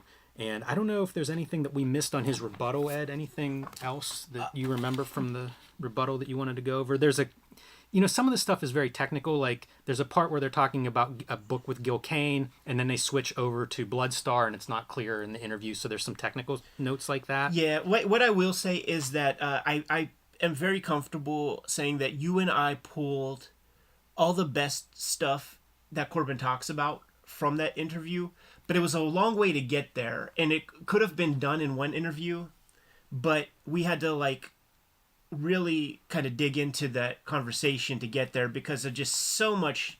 You know what it was? The interviewer was trying to be the star of the conversation rather than like giving the shine to the subject. Right. So, we got through it so you don't have to. Yeah, there's some stuff in there though. Definitely some of the technique stuff in that third part I think is my favorite from that section. So Comic Book Rebels, this was a book that I did not know about when we started the channel, and it would come up in Wizard magazines, and it was like, man, that book sounds good. Need to find that. And a Kayfaber sent us a copy, maybe sent us 2 copies. I don't know how you got yours, but thanks to Shane Parkey for sending this in, because heck of a book. And I'd encourage people, if they're interested in this subject, book to seek out. This is not an expensive book to find. But it does have a great list of creators in here, and Richard Corbin, subject for today. So let's keep digging into this. Yeah. There are so few Corbin interviews. These may be the only 2. There's a little bit of an example maybe of that airbrush black and white, and depending on your reproduction and paper makes a gigantic difference in just how muddy that stuff goes. One of the things that he said, I think it was in Heavy Metal, was that often he would send off the color to the printer and would be curious what's going to come back, because it's all in his head. And if it's just black and white, you can see a little bit more on your original art, but still, the way printing is, there's still a lot of range as to how that's going to turn out. And in those old hippie days, man, we heard it from Dennis Kitchen himself. There might be some dude half high out of his mind turning the cranks. Yeah, definitely. And should note, this is early 90s, so at this point in the 80s, one of the things that he adds is a big self-publishing piece whenever he's going through Fanagore. And we'll look at some of those comics at some point, because I've been picking those up as much as I can, and they do full color printing that's beautiful in the mid 80s, as well as black and white, and says the success of the Turtles is part of what led him to that and lack of certain opportunities, business maybe not being great for him in the mid 80s. Yeah, well, with the Ninja Turtles coming out and the proliferation of the 1980s comic shop in the wake of Dark Knight and Watchmen, there is a speculator entrepreneurship that happens, and there's more comic shops. So he lays numbers out, man. You can put a comic out, you will sell 50,000 just amongst all the direct market possibilities. And I know, man, if you sell 50,000 of something, you're going to do all right, especially if it's self-published, because you're not just taking 25% or of that, 20 cents on a dollar. You're taking 10%. You're taking half for profit for yourself. And that's a good number. One of the first guys he pulls out, the interviewer brings up EC Comics, of course, and he says, yeah, definitely. But the next thing he goes to is Jesse Marsh's Tarzan, who at this point, like the Hernandez brothers have sung his praise. There have been a handful of artists that really point him out, even Toth, a fan of Jesse Marsh. Not as much for Russ Manning. He says Russ Manning was maybe a little bit after his time and a little bit too polished. Yeah, like the Marsh, it eludes me so much, man. Like I talk with like Gary Groth and stuff, and we're just like, I just don't know. I don't know what people see. It's an opposite direction of EC. It's kind of neat that Corbin sees both as influence, because I think of EC as excess. Yeah. It is like as much ink as you can put on that page, and Marsh is kind of the opposite, where it's like one line. That's a good conversation to have, because you can enjoy both. Like, there are so many comments that come into the channel, and they try to point out like hypocrisy. Yeah. Because it's like suggesting that there should be one line of thinking. Like we had Brian Bolland on, and we're like, oh, that's so cool how like you take this photo ref shot of your face, and then you manipulate it, you turn it to the Joker, and then you gave praise to Wendy Peeney, who used no reference for a particular face that you were looking at. It's a cartoon face, and people were like, because the Bolland thing was new. We should talk about this on the weekly next week, because this has been a topic that has been on my mind a lot. I saw somebody isolate one of our videos, and it was I think it was an artist edition, and we were looking at Walt Simonson Fantastic Four, and I was like, man, I'd read these 8 times a week, twice on Sunday over the John Byrne. But the context is John Byrne's run, it's not bad, it gets a ton of credit. The Simonson run does not get much credit, and so the context of that statement was, this is a really good Fantastic Four run that people don't talk about. Sure, yeah. So, like, the fact that Corbin is pointing out, you can dig the excess and you can dig the spare, and there's not hypocrisy. It's a wide diet. Yeah. He says he learned lighting from EC Comics, Wally Wood, of course. I feel like Wally Wood taught a generation or two of artists lighting, and Will Eisner. So it's kind of neat to see Eisner's name pop up here. This would have been after he had colored some of the Eisner stuff for Dennis Kitchen. Oh, yeah. So it's kind of neat to see. I always love when an artist talks about another good artist. Yeah. It's always something I feel, I don't know, it's informative. Influences from cinema, as I said, his style, very cinematic, very photographic. So that's something that comes up. And it's a lot of what you would expect, the horror stuff. I imagine him in my head, I have these fantasies, and it's him and Mike Mignola sitting around talking about some of those 40s, black and white, 30s and 40s horror movies and the lighting in those character designs. I would say that there's a redundancy between both interviews, but what we're pointing out is 2 places where you could read Richard Corbin interviews. But what I will say, and once again, it's the interviewer stuff, is like, the information is pulled from Richard Corbin in a more pleasing way in this conversation than the previous. But you're getting a lot of the same basic intel for sure. Yeah, and more detail of the James Warren experience there, which kind of makes me want to read that James Warren biography now. I think you got to get it while it's hot, man. I think it's out of print. Yeah. I know a shelf where one is sitting, so I probably do need to pick it up if I'm going to talk this way. Right. Otherwise, it'll disappear. And once it's off that shelf, that's when I'll decide I really want it. So go out and buy those James Warren biographies, everybody, while you still can. Gets into heavy metal, and it makes me think, this is some Steve Bissette influence probably. Yeah. I don't know this other interviewer, I mentioned Stanley Wider. I don't know that name, but I know Bissette heavy metal had this big impact on that generation. So it's fun to hear those stories, about like how he got into heavy metal and what that was like, because we've seen him talk about the need for a glossy magazine. What did they call them? The Slick, maybe? Yeah, it was something, but basically production values is what that was code for. And it's so funny to hear people talk that way, because that's not a conversation now. I've never heard anybody really say anything to that effect like our peers. Sure. We have that option, I guess, once they found, good paper or whatever. Well, everybody wants to go away from the Slick now. Yeah, that's interesting. I was thinking about reading that in, I can't remember if it was because of reading this interview, but thinking of how, like, that Slick paper is sort of fraught.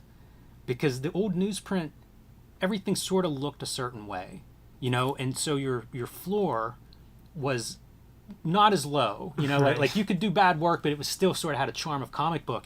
And with Slick paper now, like, a lot of stuff looks really bad, where it's like, man, if you could bleed that a little bit and doll it out with some yellow newsprint, might be an improvement. It's true. A lot of it has to do with that black line, man. Like the black, just the way it sits on the page compared to the color, is so divorced. I think that's like a common thing with the materials that comes into the studio from the P.O. box, the self-published comics and things. Like, that's a common piece that just is like less attractive. He gets into some of the licensed and collaborations, adaptations and things, and like he has to negotiate some of that stuff. If he's interested in adapting somebody's work, that's something that he kind of has to navigate. Like he's an unusual creator in that sense, in that how he's so isolated. At a time before self-publishing was a big thing or common, like, he's doing a lot of work that he probably had to find a path to do it, as opposed to like, this is how you do it. It's common. It wasn't common then. Yeah, and stuff like that previous piece about the cover price, like, that could have been worked out if you had a little network of homies who could tell you, dude, you fucked that up, man. Like, the discount is more than that, so you better make the price a little bit higher. And that's a thing, like, in recent years where people have gotten into comics at like age 19 in college, even if they have peers and stuff, they're kind of like in that same space where they have so much to learn about the most basic part of comic making, but what they bring to the table is the potential to not have bad old logic, and they might innovate something completely fantastic, but they're also going to have a hard road not knowing like the simple stuff too. Right. There's that comment about the 50,000.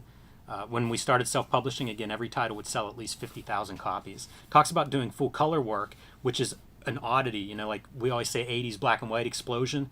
So rare to do full color work, but he said the foreign markets demanded it. And I wonder about him talking to, like, that to me reminds me of like Will Eisner talking about kind of the publishing side of his work. I wonder if Corbin would talk to somebody like a Will Eisner about publishing and some of the ins and outs. Certainly he was part of Metal Hurlant and knew that market, and just getting to know Jeff Darrow and talk to him and to hear about what the French require and what they want as their distribution mechanism of the comic that is being read. Said most of those guys, they just do like a 60-pager a year, and they don't all necessarily do big numbers or anything, but like that's the format. So you got to figure out how to make that part of it work. 2 great Corbin interviews. Well, let's say 2 Corbin interviews where a lot of good information is rolled out. Comic Book Rebels. And what issues of Heavy Metal are those, Jimmy? They are June 1981, July, August, and September. So 4 consecutive months from the fall of 1981. And that's the iconic, like, VHS cover image right there, man. Super cool. Kayfabers, like, follow, subscribe to the YouTube channel, hit the bell We'll notify you when new vids are available. King Kayfabers get all our videos ahead of anybody else, and they were watching us and kicking it with us while we recorded this video live. The vids are also brought to you by the books that we make, and 2023, big year for Cartoonist Kayfabe. The Hip Hop Family Tree Omnibus is going to be coming out later this year. 504 pages with 140 pages of stuff that is not in the original 4 volumes. So support that book. If you order it early, you're getting a steep discount, man. It's going pretty cheap on Amazon right at the moment. The next round of Red Room is coming out. Red Room Crypto Killers 1. This is the cover to the regular comic that'll be on the racks, but we got 5 flavors, man. We got the Jim Rugg variant, Peach Momoko. I did a variant. There's a sketch cover variant for Red Room Crypto Killers. It's going to be coming out on a monthly basis. Each issue completely self-contained. There are 4 volumes of Hip Hop Family Tree, 3 volumes X-Men Grand Design, currently 2 trade paperbacks of Red Room out there, and hardcover WYSIWYG. Jimmy, what do you have? I have Street Angel, Princess of Poverty, coming out later this spring from Image Comics. You can pre-order that one now wherever you buy comics. It collects 240 pages of all the Street Angel comics that are not in Street Angel, Deadliest Girl Alive, also from Image. These are 2 books that are designed to be a set. It'll complete your Street Angel collection, so add both of those to your collection if you haven't already. Hulk Grand Design is available in fluorescent green, oversized Treasury edition right now wherever books are bought and sold. And the Plain Janes, the first young adult graphic novel, also available still while copies last.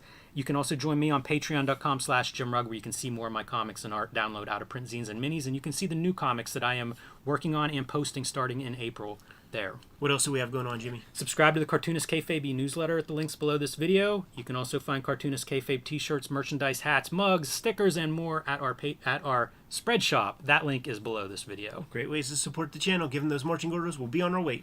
Make more comics. All right, man. So I'll give you a Rob vid, and that'll be you.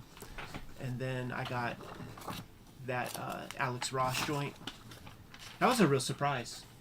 I've been wanting to get another Alex Ross thing that was more manageable. You know what? That was the book that made me think I'm ready to have that conversation about, like, this can be good and this can be good and they can be opposite. Right. And I don't understand why that's such a strange concept to everybody. I mean, I think the most vocal people about that, I think there's some spectrum issue.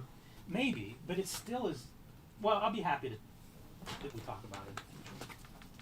Yeah. Yeah, put a pin in that, man. We'll deal that out.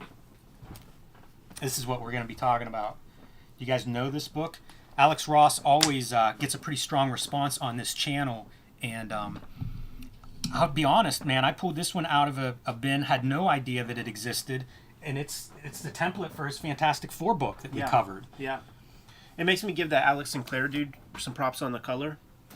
Shocking that Ross is not the colorist. It's not, because it's just financial. It's like, okay, you could pay me this is what you get. You don't get the final wash. Well, dude, financial. He's doing Oscar art at this point. Like, no comic book is financially making sense. Yeah, this but, is an endeavor of love. He's willing to take a pay cut, but he ain't willing to take that much of a pay cut. I don't know. I bet you anything, man.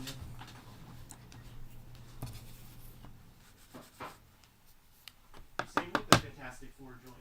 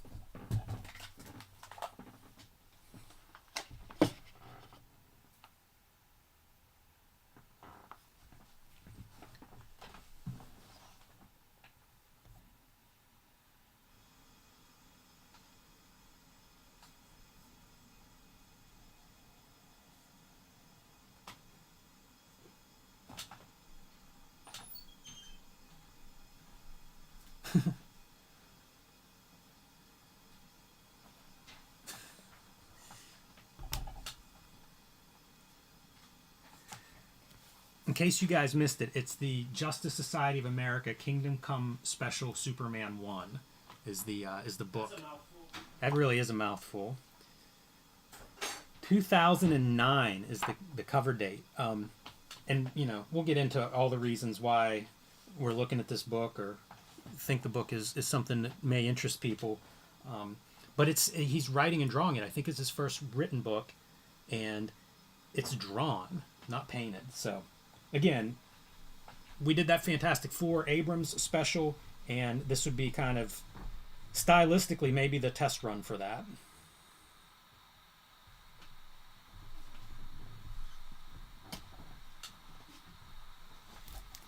I sort of dig the aesthetics of this better. Is there a difference between, is it just coloring? You think it's the more fantastic, no pun intended, you know, it's more cartoony, the Fantastic Four stuff. It's you know, it's interesting. Like, I think you see more of his hand in here than the other stuff with that wild color. Yeah. It's like real far out.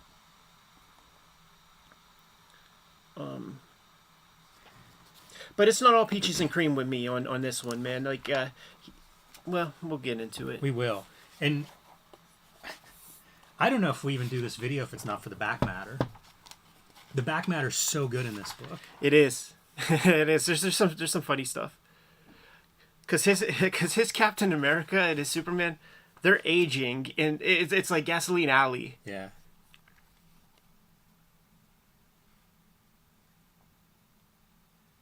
I got so mad. Are you saving it? Yeah, save it. Here, I need it. Yeah, I had no idea this comic existed. I didn't either. For all those weird black and white self-published things that, you know, we pull out of the dollar bins, this is another dollar bin pool. Yeah, you know, Nobody told me it existed. It requires you to look in the DC section, you know? Oh, man, it's just, come on. Those dollar bins are usually just chainsawed together. Thick and divides. Yeah.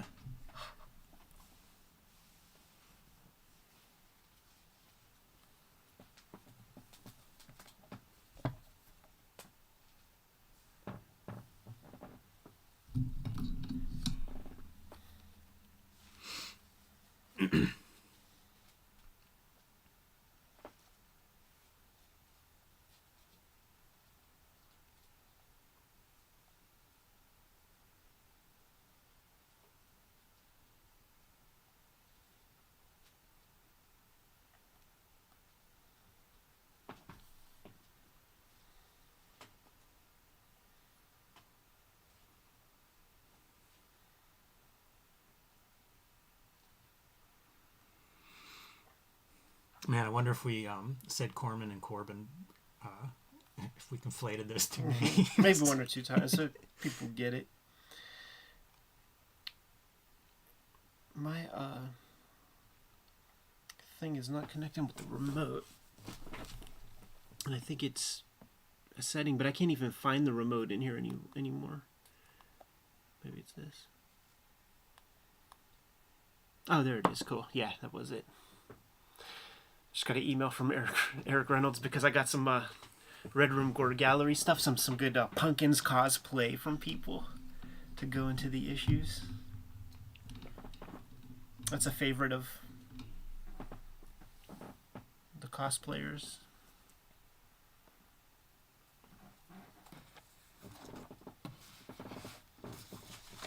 And then you guys are going to...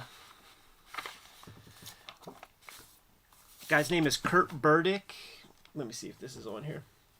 And Death of Power is the Death of Superman bootleg that we're going to be going through. And it is fucking fantastic. I'm going to have to pull the Death of Superman comic because of like the ass fisting and shit like that. And then we got to like show that compared to the Kurt Burdick version.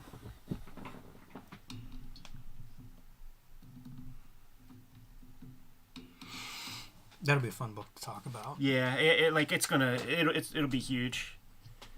It's so interesting because it's a very limited palette what he's playing with. I don't just mean color, you know, like it's not a lot there, but man, it's arranged right. Are you talking like about the drawing? The color, there's limited color. I don't know if there's any real words in it. Sound effects are big. It's not a thick book. I don't know. I think he really makes something sing. It could be the Ramones or something. He's a really good drawer, and it's paced really great. Yeah, it's impressive, but I do think it's weirdly a less is more. I do have his stuff here. He selects the right excess. Did he send multiple sets of that stuff? Yeah, I don't remember taking this home. Yeah, these came together, but like this is my set. Like you have this, right? This looks nice. I don't just think the one. I do. Okay. Yeah, he must have just sent one of those. Cool.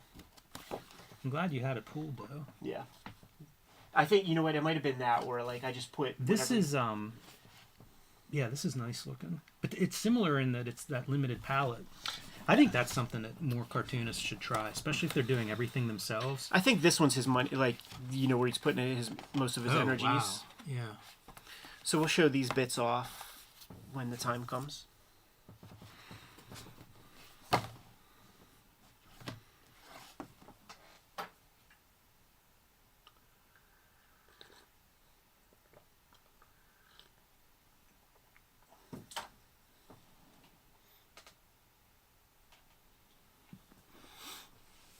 Good to go.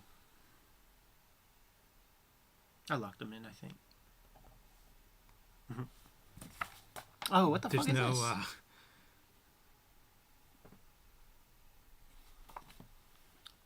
this? So weird.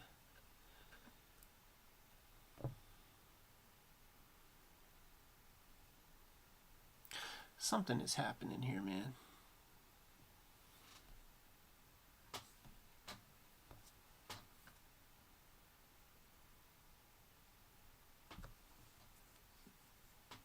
Did you reset your phone? Restart it? Might have to restart it. I was looking at it's that part that's fucking weird. That is weird. Everything was there. Yeah, and then it just goes away. That I don't think a restart is gonna do it. I think there's something in the settings. I was looking in the settings of Filmic Pro to see if I could shoot one frame at a time, like for animation purposes, or if I would need another app for that, and I must have bumped something.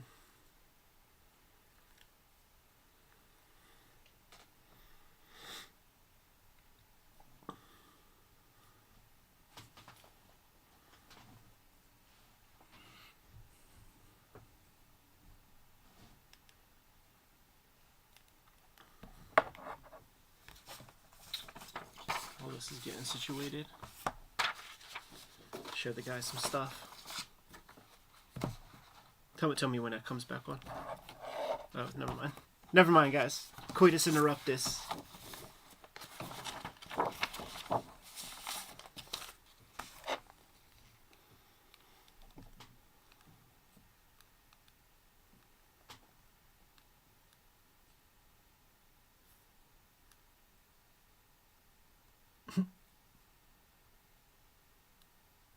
He sells on Etsy, apparently. Sweet. Yeah, are people grabbing it? Yeah. Yeah, good. Grab them, man, because he couldn't have made infinite amounts of them. It just coming up. I like his logos, too. Pretty good. It's all fun.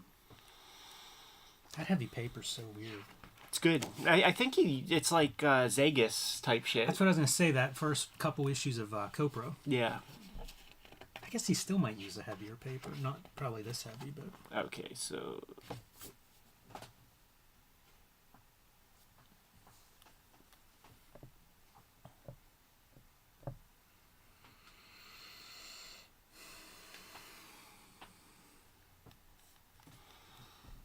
I'm gonna maybe I'll have to look at your settings, maybe. It used to be so simple.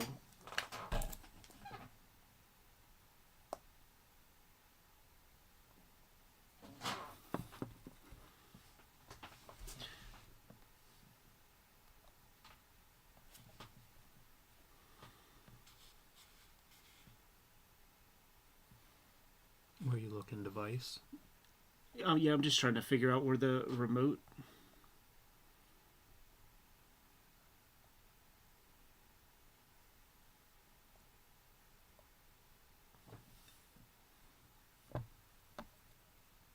This is... That first one's probably mine, right? I assume you're the admin. Yeah, that's you. That has the controls on. Okay.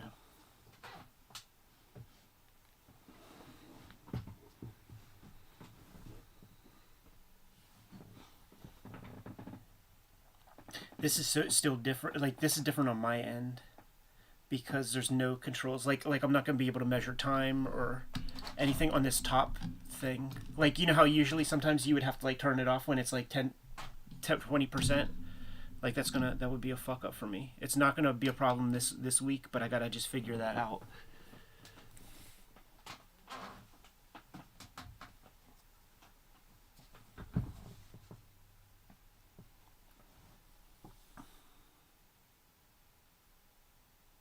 Can you lock me in so that my sleeve ain't in the mix?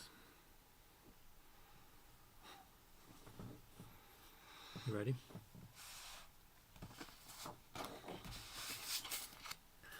Let's do it.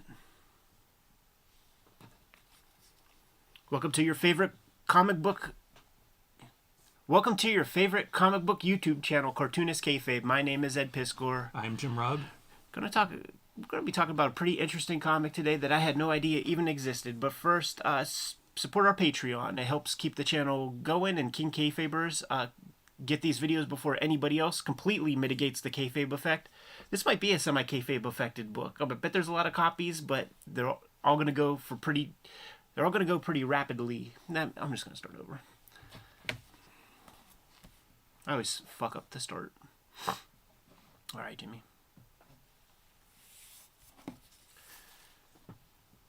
Welcome to your favorite comic book YouTube channel, Cartoonist Kayfabe. My name is Ed Piskor. I'm Jim Rugg. I think we're going to be looking at a pretty highly Kayfabe-affected book today, Jimmy, and the patrons at our Patreon get first dibs on the things that we talk about and show off on this channel. Hit the description in the video for that, and if you're a King Kayfaber, you get all the videos before anybody else, and you're watching us live stream this recording session before we even edit the videos, thus giving you that leg up on the Kayfabe effect. But the vids are brought to you by the books that we make in 2023. It's going to be a pretty big year.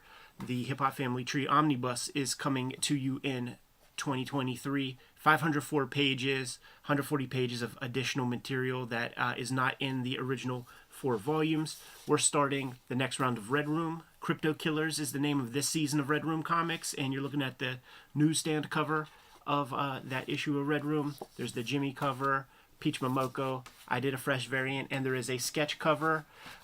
4 volumes Hip Hop Family Tree, 2 volumes Red Room out there on the stands right now in trade paperback form. 3 volumes X-Men Grand Design, and WYSIWYG is out there. Jimmy has forthcoming Street Angel, Princess of Poverty. It is a companion piece to Street Angel, Deadliest Girl Alive trade paperback. You get both books. You have all of the Street Angel comics that Jimmy has drawn and put out to date. He also has Plain Jane's out in the wild and Hulk Grand Design, the Treasury Edition, going fast. Scoop it up sooner than later.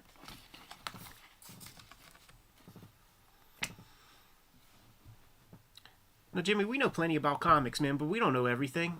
And who knew that Alex Ross wrote and drew a damn Kingdom Come special? What's his title? What's the title of this comic, Jimmy? I'm not sure. Justice Society of America, Kingdom Come Special, Superman #1 shot. We're looking at January of 09 is when this thing got put out into the universe, probably December of 08.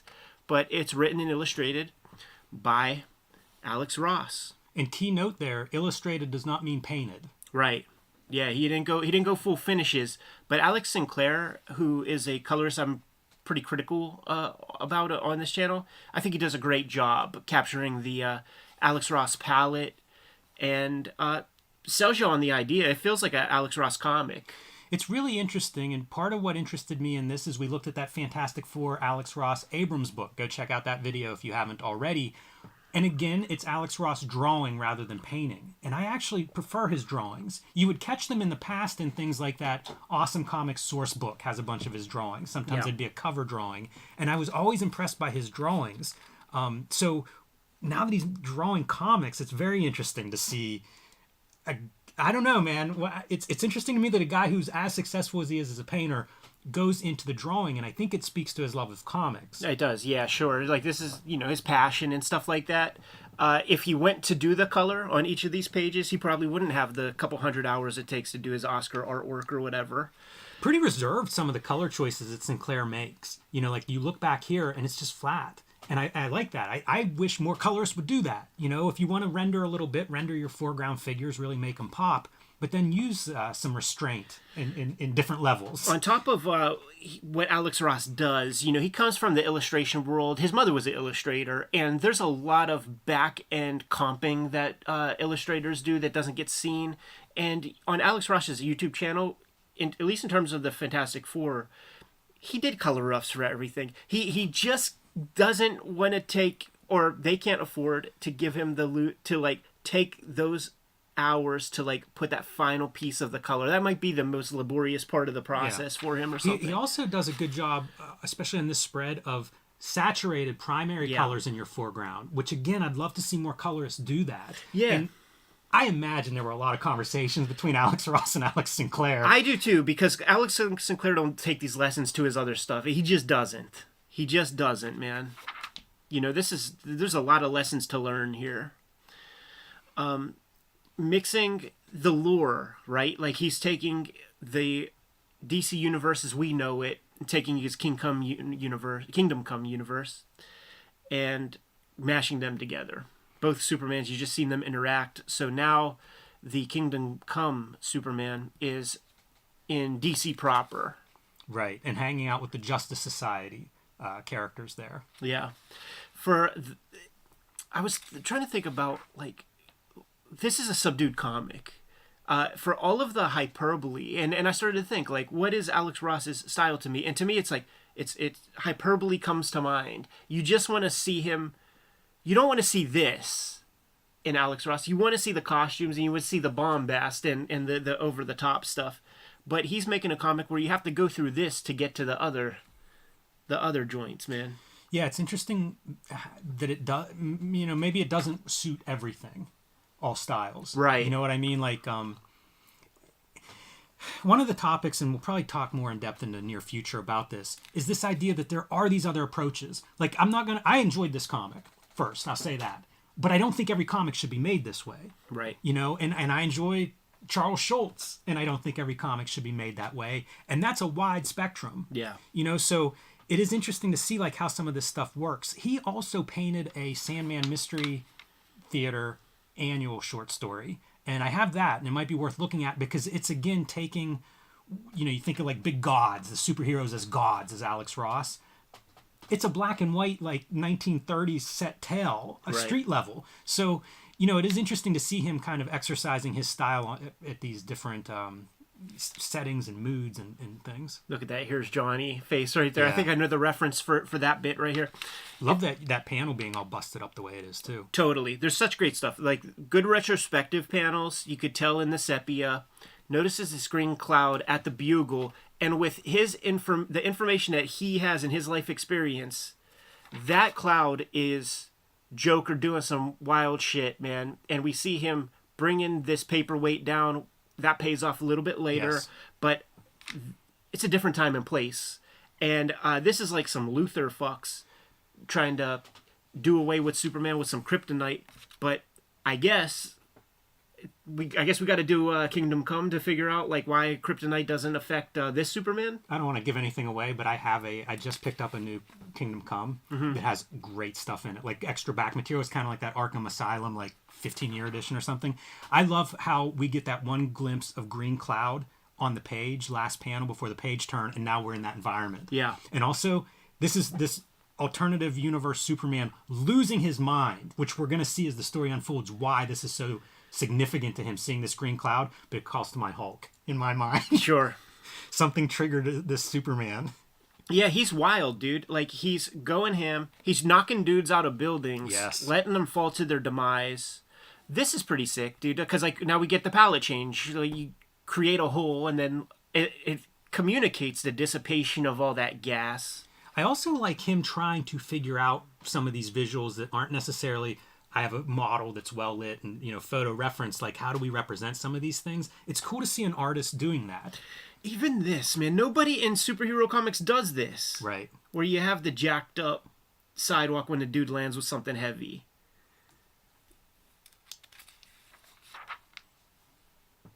Another one of this repeating this motif, right, of our Joker and everything that triggers in his memory. All work and no play.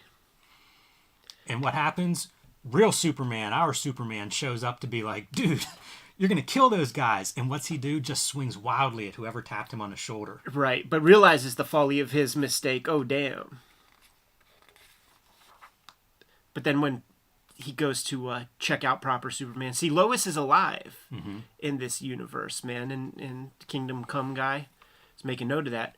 Goes to grab the Superman. And there are so many moments, man, where, like, Christopher Reeve, like this is the model that Alex Ross uses. We'll see him in the back, but that's much more a Christopher Reeve kind of face. Great 3-panel sequence too, with Lois Lane framed in the middle, because she changes this whole dynamic. Yeah, seeing her changes this future or this alternative Superman, and it's positioned perfectly visually to get that across. You can't miss her when you're reading that. Totally. So the Superman of our time space or whatever is like, the way you hit me. First off, you knocked a dude out of a building and I was coming to save him, and second off, you didn't know who I was. Like, you clearly are checking up on me because you realize you made a mistake. But what would happen if you would hit a human or just some regular person on the street with a punch like that? Kind of an interesting time jump, too, that we see the 2-page spread in the beginning of that punch, essentially. Yeah. And now we've done a time loop to how did we get to that punch. Right. And yeah, I wonder if this is kayfabed a bit, because this is from Kingdom Come, I think. Yeah, I'm not positive of that image, but that 2-page spread is definitely like a circle in time. Yeah. And you know what? Yes, we look at a million comics where you don't get to that cool money shot until page 18. Don't do that. Do this. Find a way to show us what we're paying money to see. So now we got to get Alex Ross's dad into the into the model chair. Do you think it would have been more effective if this guy would have just been a brunette, younger version or something? Because isn't Kingdom Come, is that more futuristic? I don't know. I guess it is set in the future, but yeah, maybe. Yeah, that might be a good tip. I didn't even think of that reading it.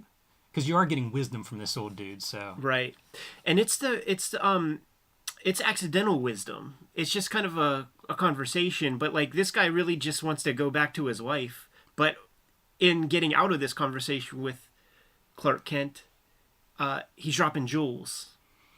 Love how mundane the color palette is here, but not all browns. Like there's a lot of flesh tone. It's a very warm scene. And that might be the most comfortable looking pews I've ever seen, man. Go to any church I've been to, man. You're sitting on some hard-ass wood. This calls to mind the the Justice League. I always think of, whenever I see this headquarters, I always think of the Swamp Thing with Bissett and Alan Moore, Yeah, totally. We got our Fleischer-like Superman kind of mourning. Struggling to make sense of this world and everything he lost in his world.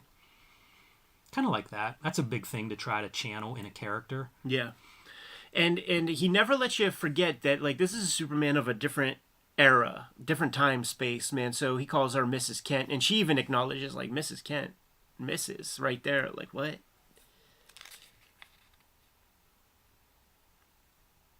Yeah, so bringing in Lois Lane to have a heart-to-heart. Yeah. And, see, would you tell me how your Lois died? I was trying to see if it's, like, in the future, how I died or something. But no, it's just a different Earth. And we see that gas cloud is a Jack Nicholson fucking Joker gas cloud. You see the damage that it does to the people. Lois comes out, brains him with a fire extinguisher, has a gas mask on. Doesn't do much to that guy, man. He's got like little brains rattling around in there. Picks up that paperweight. You see, far away, Superman doing everything he can to get there as soon as possible, to the point where he's on fire. Yeah, he's a meteor. Breaking the sound barrier. Yeah, and then some. Here's your your Mortal Kombat versus the DC Universe. Ooh, turn the page and really get it. Face off. It's incredible. Now I want someone to make a zine of like the history of Mortal Kombat in comics. Because, I mean, we've got at least 15 years here represented this morning. That Jack Nicholson, man. I wonder if he could get some residuals off of that. Right? That's close, man. It is close. It's funny how we're all stuck in a time. You know, that was the awesome Joker that marked itself on Alex Ross's brain. Right. Which is surprising. And a lot of people, probably. But the surprising thing with Ross, though, man, is that he's like one of those like fanboy types that's like really rooted in his era, you know. So like the fact that Nicholson was able to beat out Cesar Romero is probably noteworthy on Nicholson's part. So Lois is brained, man. She got her head smashed. They don't sell it so well. She looks just fine here with like a little bit of fucking Ziggy Stardust on her face. Yeah, they don't sell it in the artwork for sure. Yeah. I do think they kind of sell it with like I'm pretty happy with the dialogue exchange. It feels bad. Yeah. Yeah. Like maybe you don't like if you're not going to commit, don't show that angle. Stay at this level. Boy, it is tough, you know, like from an art standpoint. It would be hard to show her just destroy, like her face caved in. Like totally, it'd man. be a strange thing to see on a page like this. Yeah, and you don't have to. You could be artful. You could be DC Comics about it. That feels very Christopher Reeve-ish. This is great. Her last words are "Don't lose Clark." Right. And it's interesting to see like how this plays out, because Lois from our world is like, when's the last time you were Clark? Right. And of course, this is it. You're watching it. Right. Yeah. Yeah. You know, he gets a different suit and all that stuff. You know, he's still in the old spandex, but as soon as she passes, then he becomes, you know, Extreme Comics. It's a lot of story to fit in there. I don't feel like it's cumbersome. You know, like for a guy who, I don't know if he had written other stuff before this or not, but I think it's a pretty thoughtful bit of writing in this. And you know, it's tied in clearly to a bunch of Kingdom Come and sequels and all this other stuff. Yeah, I think there's two others. Man, there's a Magog or Mangog, and then there's one other one. Probably a Justice Society. Yeah, maybe. But I don't feel like I need to read those in order to get this, which I think is testament to his ability. It came through here, you know? And this bonus material really highlights that. And this is the stuff I love. These are considered this is a rough. Right. This is a rough for him. Might be my favorite Alex Ross work are his roughs. Sure. Consistently. I mean, like, these layouts are phenomenal. You know, all the information is in there. It really is. And I think, like, when he's doing this kind of stuff, he's doing this extra level of thinking of like, okay, I need to find a good shot of a guy doing this pose. I need to find a good car. Like, he's making notes of like the reference that he needs and stuff, but he is solid. And this is a Fleischer Brothers Superman. That's like his natural drawing style or whatever. I can't believe how tight these layouts are. And it makes me, I would love to see Alex Ross do a comic like this, like go from this to inks, maybe work with an inker, you know, have Steve Root ink this, or some, you know, somebody that sort of has some makes sense stylistically, but it's all there to me. It's kind of surprising to me how much further he goes. Yeah. Here's our guy, and this is an interesting thing, because like, unless I guess Superman is sitting, so the perspective is right, but seeing how he gets from here to here, fascinating. And I know that there are people that worship his art. So is it this sort of level of photo reference that people respond to? You know, do you think if somebody were to ink this stuff up from that rough stage, because most of it's there. The gesture's there. A lot of lighting is indicated. I wonder how people would respond to the work then. To me, that would be more in line with traditional comics. Right. You know, kind of a more impression, a little faster, read it a little bit faster. Yeah. Yeah, but it's a spectacle that people really, really respond to. Like, there are cartoonists that draw kind of like this. Yeah. You know? More of these pages. And I love, this is the thing that made me mad at the end of this. He does all this work, does like his detailed pages, and then he writes it, he says. Right. But you can see he's writing it. I think this is what he turned into the editor in the beginning. Yeah. You know, this was like the sort of outline version. Yeah, what we're looking at is basically a piece of typing paper here. He says it's drawn in actual size. So this is how big these pieces are drawn. Gorgeous. Which is extremely remarkable. It really is. Getting, you know, like you go in with your pencil and try to make eyes that symmetrical with that level of detail in them. There's so much life in these drawings. You know, the idea of like blowing those up and inking them, I'm surprised people haven't done that. Yeah, and it's almost not even inking. It's like, I guess there is. I think this is about what he does before he goes into color. Mm-hmm. You know, like I think there's probably more wash. He's indicating much more with pencil. Yeah. Than he would do with his kind of gray wash that he does first, and then he like applies the color over top. Yeah, it's a very mysterious process to me. I've never painted that way. It's the materials. Yeah, he uses gouache. Mm-hmm. Yeah, the first time I saw that, like in some magazine article, probably Wizard. Yeah, I remember just being like, "What? How does that work?" But I know people that do that with digital. You know, so like they'll do this super tight gray rendering, and then they'll do flat, almost like flat color in a digital layer. I remember getting markers as a kid and taking them into a newsprint magazine that had black and white photostat photos, and then taking like the peach and coloring somebody's face, and realizing that like that's the Technicolor process. That's like the Turner Brothers process. Whenever he was going in with his billions of dollars and coloring old classics and making everybody mad. It's that exact thing. And then you could look at photos of your grandma and stuff that have that literally airbrush, like the airbrush tool. Like comes from a real life thing, and that's kind of the approach. Yeah, that would be a service. Like people used to make their living doing that. Yeah, hand tinting photos. I got some odd ones in my family. Super uncanny valley, Jimmy. Yes, it's very scary. Yeah, this is the part I think where he says, you know, after he did all this, then he went in and wrote it. Right. I mean, it's Marvel method. It is, except like he's writing so much along the way. Yeah, but what he's saying, what I wrote, I mean, he's not writing any dialogue. Scripting. Yeah, absolutely. Yeah. There's Okay, yeah, so it must be this thing. One of these, there's a Frank Quitely issue, I think, from this. I think they milked this. Like once they decided they were going to do, you know, the Kingdom and spin-offs and all this stuff, I think they did a bunch.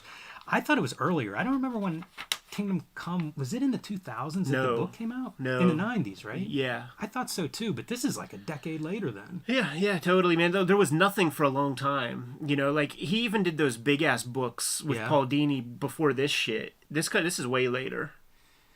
But I do have a Quitely in one of these, and it's whenever he's still inking.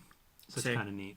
I think it's The Offspring, maybe, is his issue. Oh, yeah. The cool little Joker kids and shit like that. What a cool little comic to discover so late, you know? Like, so much of superhero comics is just not for me.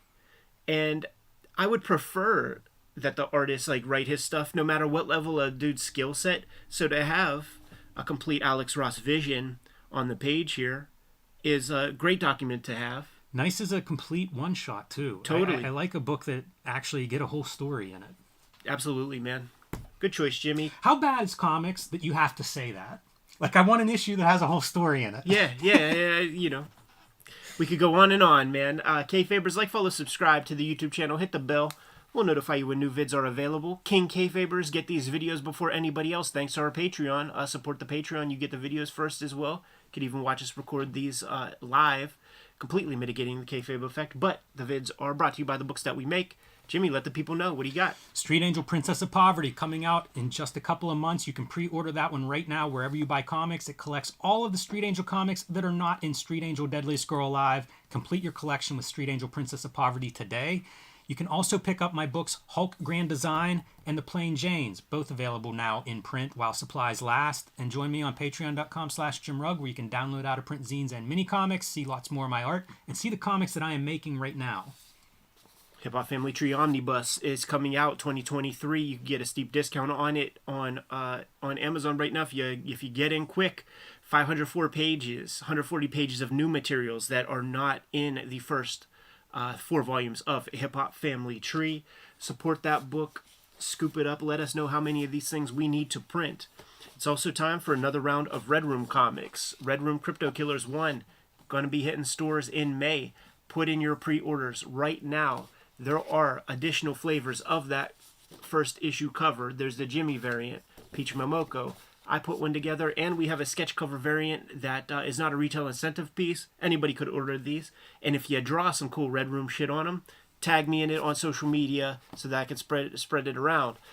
There are 4 volumes Hip Hop Family Tree out there, 3 volumes X-Men Grand Design, 2 trade paperbacks of existing Red Room comics, and WYSIWYG is also out there. Jimmy, tell the people what else we have going on. Subscribe to the Cartoonist Kayfabe newsletter at the link below this video. You can also find Cartoonist Kayfabe t-shirts, merchandise, mugs, hats, fanny packs, stickers, and more at our spread shop. That link is also under this video. All great ways to support the Cartoonist Kayfabe channel. Give them those marching orders and we'll be on our way. Read more comics. Super cool. Is there a water down there, Jimmy? I don't see one.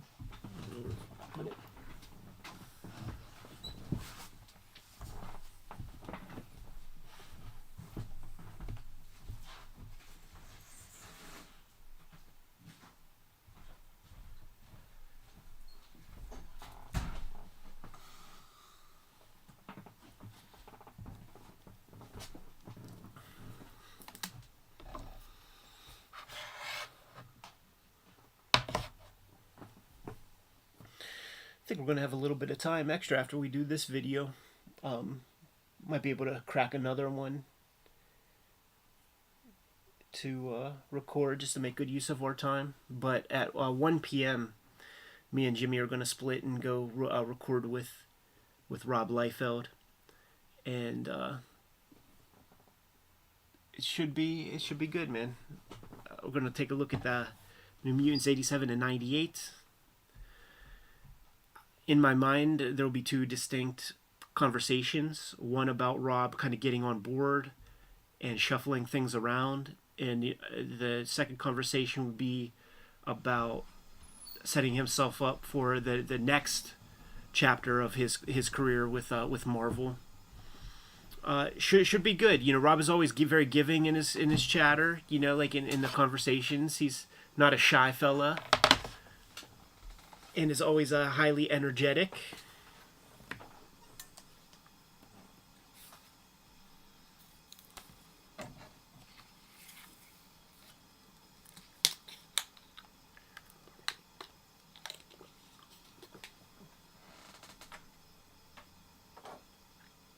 This Superman comic I'll probably put up tomorrow.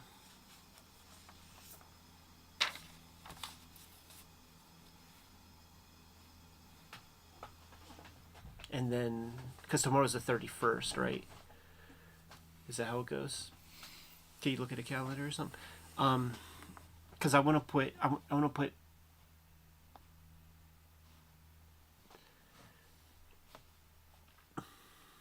Yeah, 31st tomorrow. Saturday's April 1st. Great. Yeah, so like the Van Damme shit.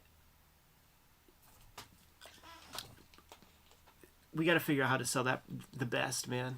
5 greatest superheroes of all time. 5 toughest guys in comics or something. 5 toughest.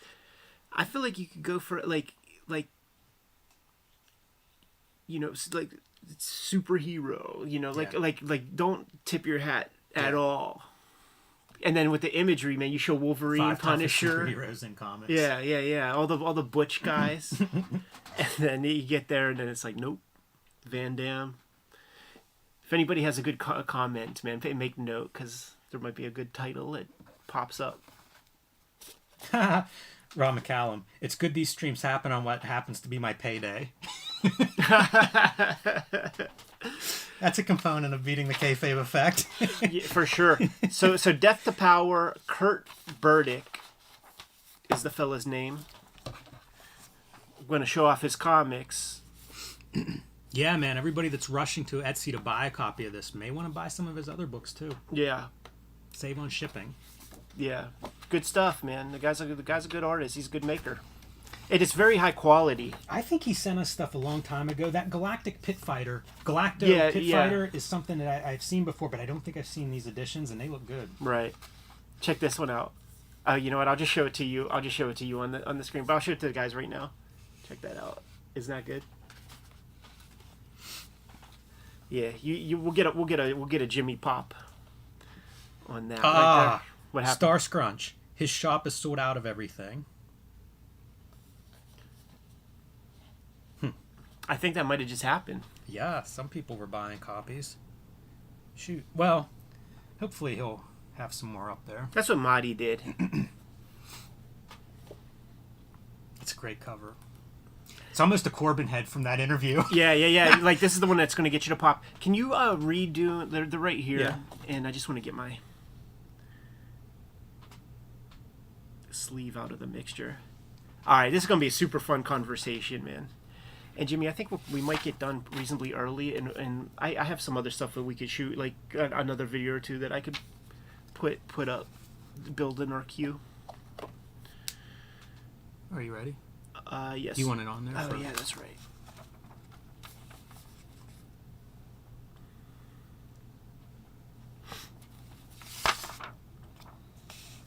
Welcome to Cartoonist Kayfabe. My name is Ed Piskor. I'm Jim Rugg. Big video today, man, on Cartoonist Kayfabe. But first, got to let you guys know that if you are a King Kayfaber, you're getting these videos before anybody else, and you could become a King Kayfaber by joining our Patreon. The King Kayfabers are also privy to a live stream recording session that they're watching us right now record this video. I think we actually accidentally Kayfabe affected this book before we even say word one about the damn comic, but snooze or you lose. Join Cartoonist Kayfabe on Patreon. The videos are brought to you also by the books that we make, and it's going to be a big year in 2023 for the Cartoonist Kayfabe founders. Hip Hop Family Tree, the Omnibus, is coming out to you this year. 504 pages. This is all going to be gold. It's going to be real sexy. 504 pages with 140 pages of additional stuff that is not in the first 4 volumes of Hip Hop Family Tree. You guys have been supporting it in a big way. You grab it on Amazon right now, like you're getting a steep discount of about 28%. So support the project. Keep things rocking for us. Red Room is going to begin in May with Crypto Killers #1. Your store is able to pre-order these for you right now. Jump on board, support the comic, Murder on the Dark Web for fun and profit. There are additional flavors of covers. There's Jimmy's Youngblood cover, Peach Momoko. I did a second variant, and the Red Room Crypto Killers sketch cover is going to be available for you guys. Make sure you tag me in whatever you draw on there. 4 volumes Hip Hop Family Tree out there. 3 volumes X-Men Grand Design. There are 2 volumes of Red Room and WYSIWYG. Jimmy, sooner than later, is going to have Street Angel Princess of Poverty trade paperback out in stores. It's going to collect all of the Street Angel comics that did not make it into Deadliest Girl Alive. You get both books. You have all of Jimmy's Street Angel materials up to this point. He also has drawn Plain Janes, and the Hulk Grand Design comic is out there in the wild with a beautiful fluorescent green cover.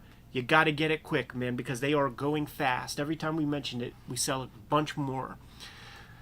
Jimmy, it's happened, man.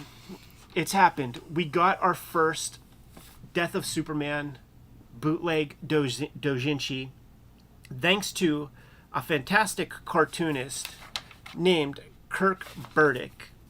Here are some of Kirk Burdick's other self-published comics. Galactic Pit Fighter Requiem for a Human Z is one of his latest comics, and Herbie's Song by Kirk Burdick. Both 2022 dates inside of them. Yeah. And that Death of Superman, 2023 January. So guys making work. Yes. I like that. Really, really sturdy, beautifully produced books. Yeah, they feel a little bit like the early Copra issues. Yeah. And I guess the current ones too. I think Fife's gone back to that format with that heavier paper. I kind of like that. Hey, Feels good. Jimmy, can I get a pop?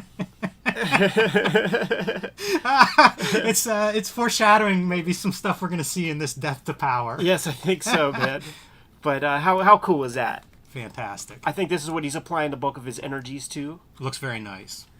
Yeah, very very attractive work, and nice colors. You know, the whole kind of package there. All right, let me cut because I should have brought this. This wasn't thinking.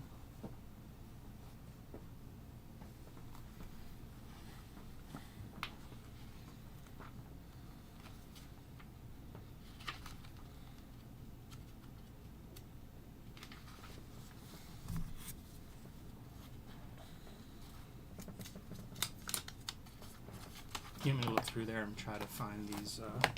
You know which one? I think I'll be able to figure it out. So Kurt Burdick has an Etsy store that he is selling his comics on.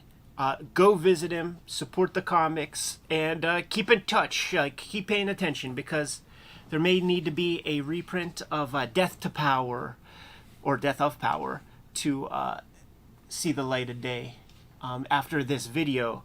But we got our very first Death of Superman bootleg doujinshi, Jimmy, and this dude has now rendered the original Dan Jurgens comic completely obsolete and has set the bar very high for the Kayfabe audience to be able to top this thing. I don't know how they're going to be able to do it, but I think that we are going to be receiving more Death of Superman bootlegs because we get tagged a lot Yes. on Instagram and other social media platforms showing off everybody's Death of Superman comics, and I think there may be at least 6 that are being produced. And if you produce them at a high level, you're probably going to get an episode here on Cartoonist Kayfabe. Ain't going to guarantee nothing, man, because if you draw with a pen in your ass cheeks and you torque on the page, probably ain't going to get an episode. But if you work at a level like this, we can't help but show this thing off, man. Starts off strong, right? This is a classic power bomb, is what's happening right there. Yeah, it is. Great lettering. That's Bob Backlund being crushed by Diesel right there. Squash match. Great anatomy, right? Like this dude could fucking draw. Great designer, right? Like the books come tipped in with this piece of paper giving you your fair warning. Beyond this point lies madness.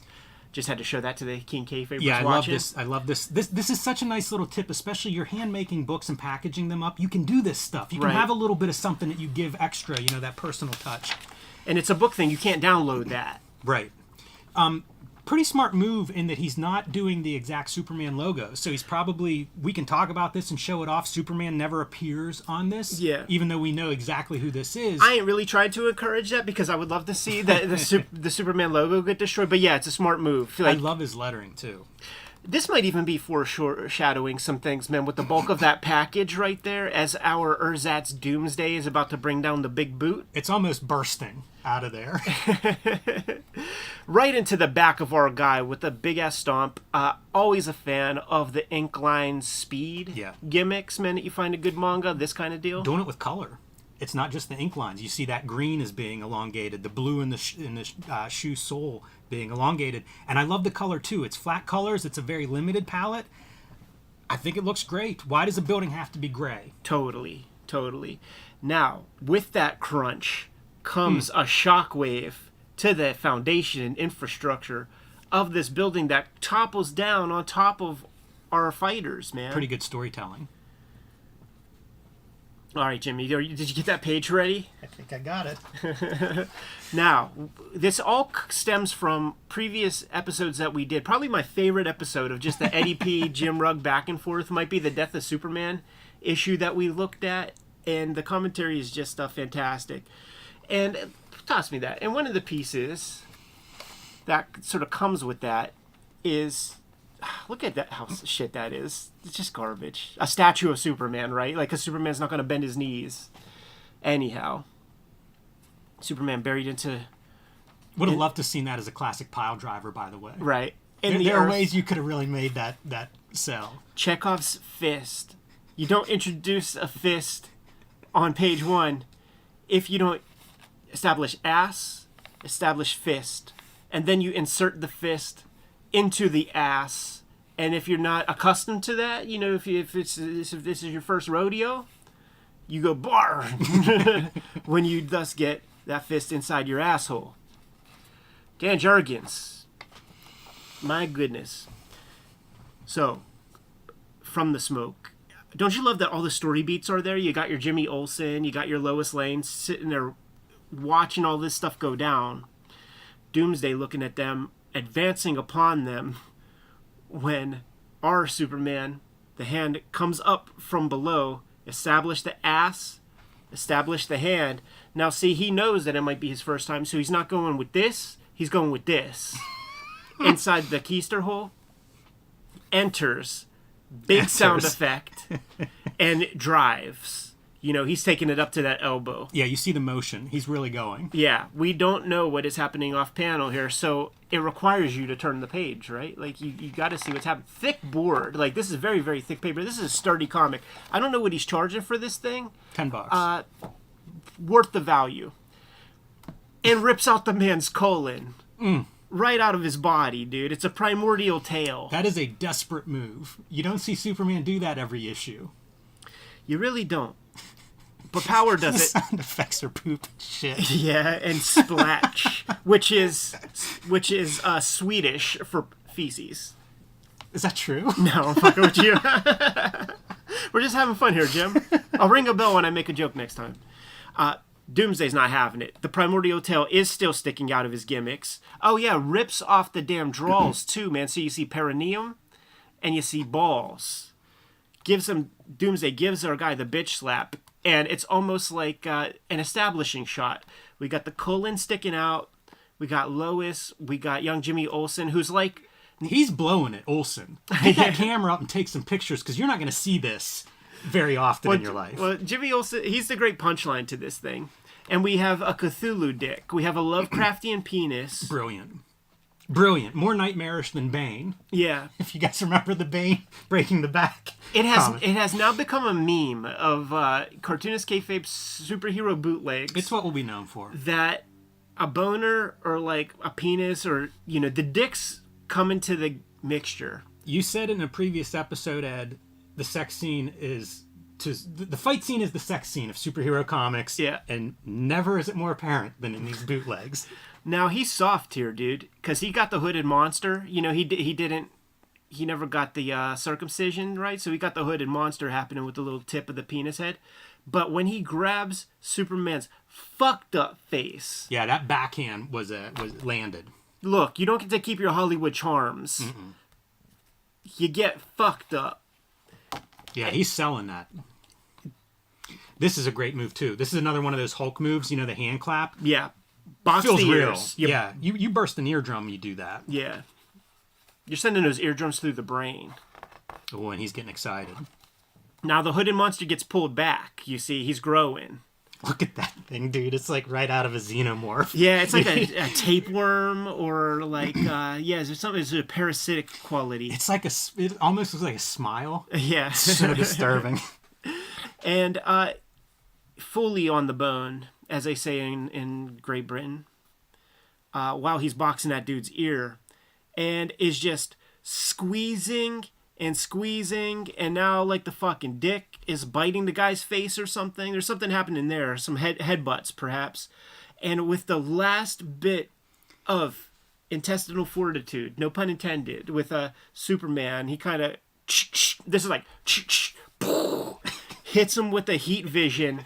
He can't exactly control what he's going to see to start, so he fucking castrates our boy, cuts off the Cthulhu dick, and just moves the beam up Doomsday's body as he brings it to the face.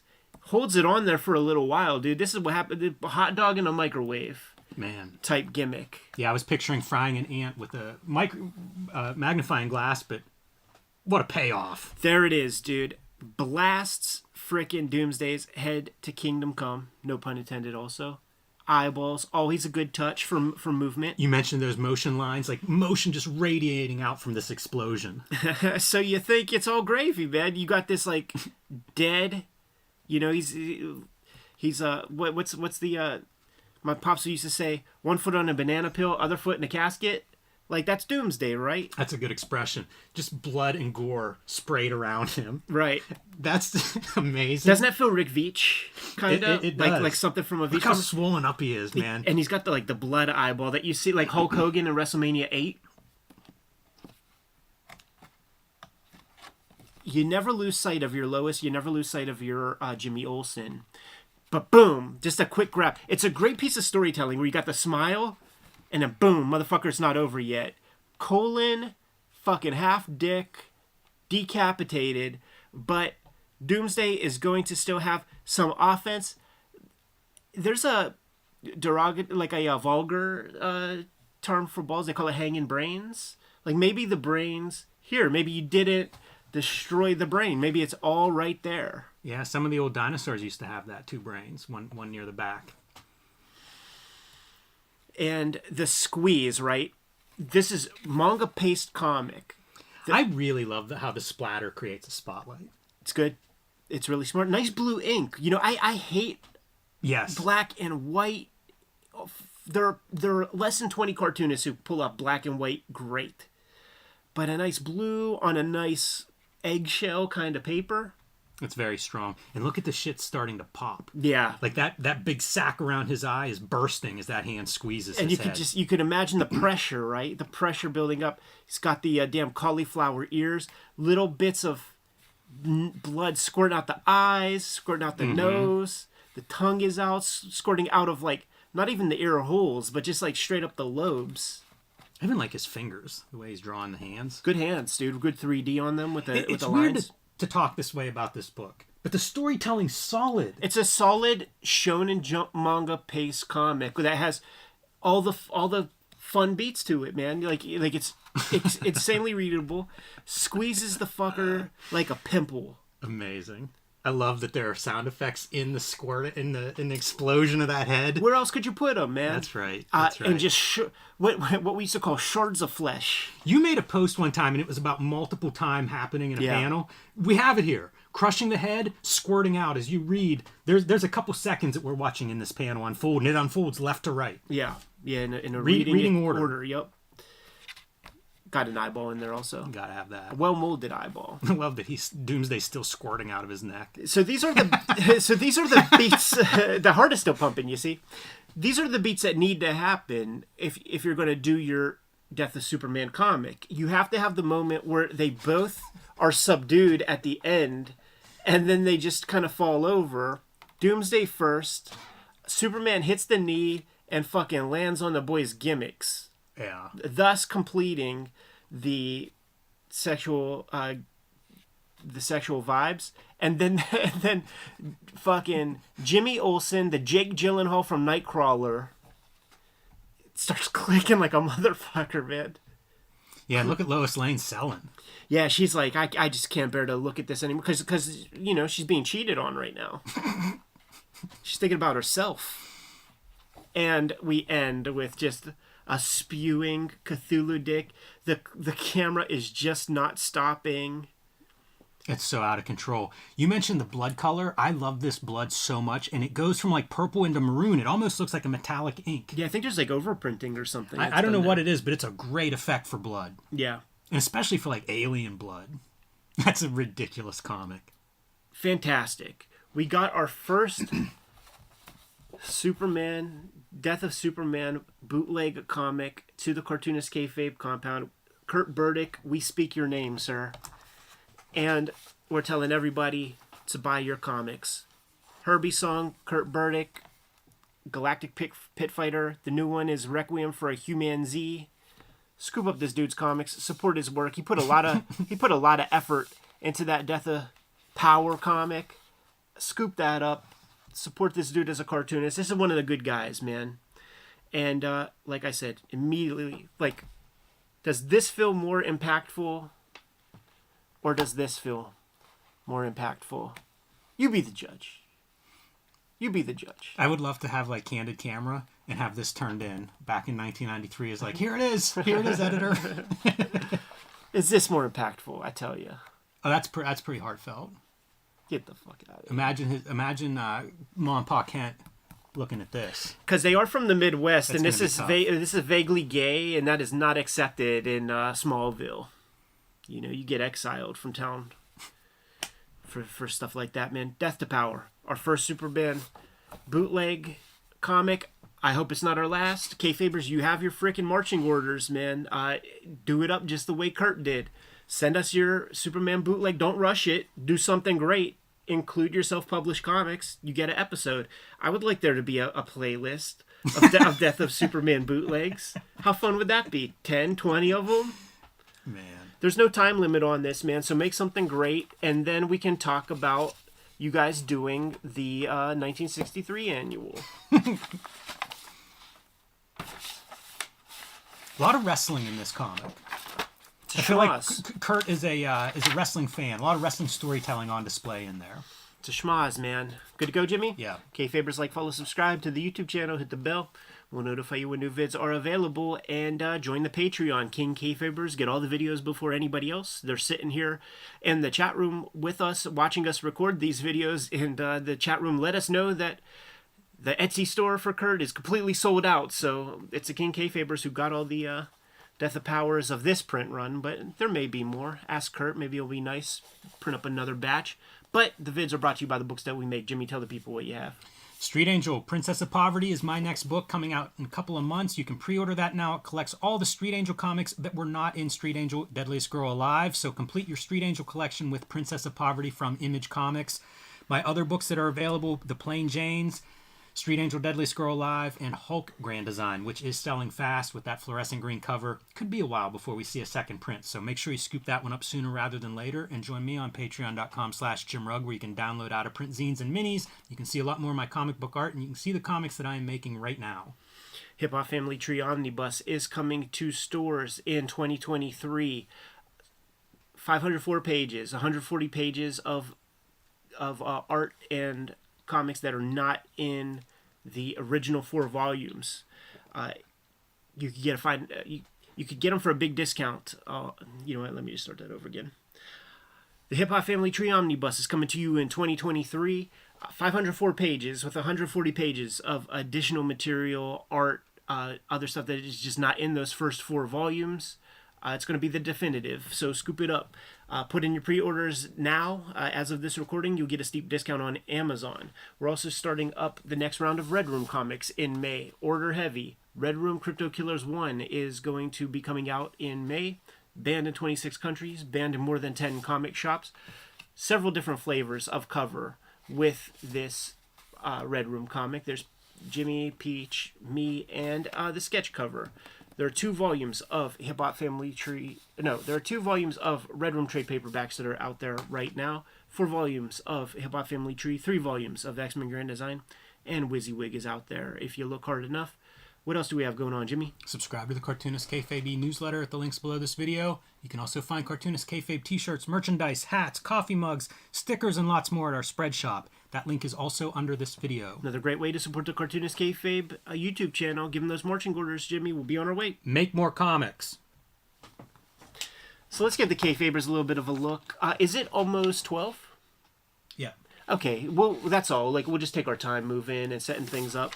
But let's just show some good money shots to the people. So here's like the impending ass fist, the fist coming up.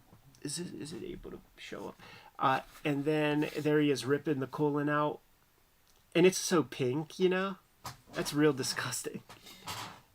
I'm telling you, there's a lot of impressive stuff in this comic. Yeah, there's the Cthulhu dicks with the colon sticking out. The castration is going to be coming soon. Yeah, here's the castration with that it's like a tapeworm head. It's a very creative anatomy. Yeah. On Doomsday Downstairs. Yeah, for sure. And it's like punching him in the face. It breaks his tooth. Yeah. And the sound effect is tooth. Yeah. There's all this stuff, gore, blood. That's a funny motherfucker, man. Yeah, it really is. It's it's leaning hard into this joke.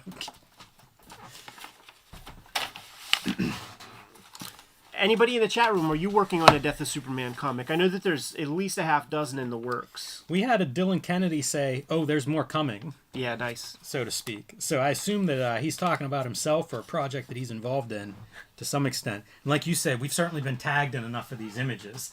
I do wonder, like, whenever some of the people working on their Death of Superman comic sees this, does that bar get raised? Yeah.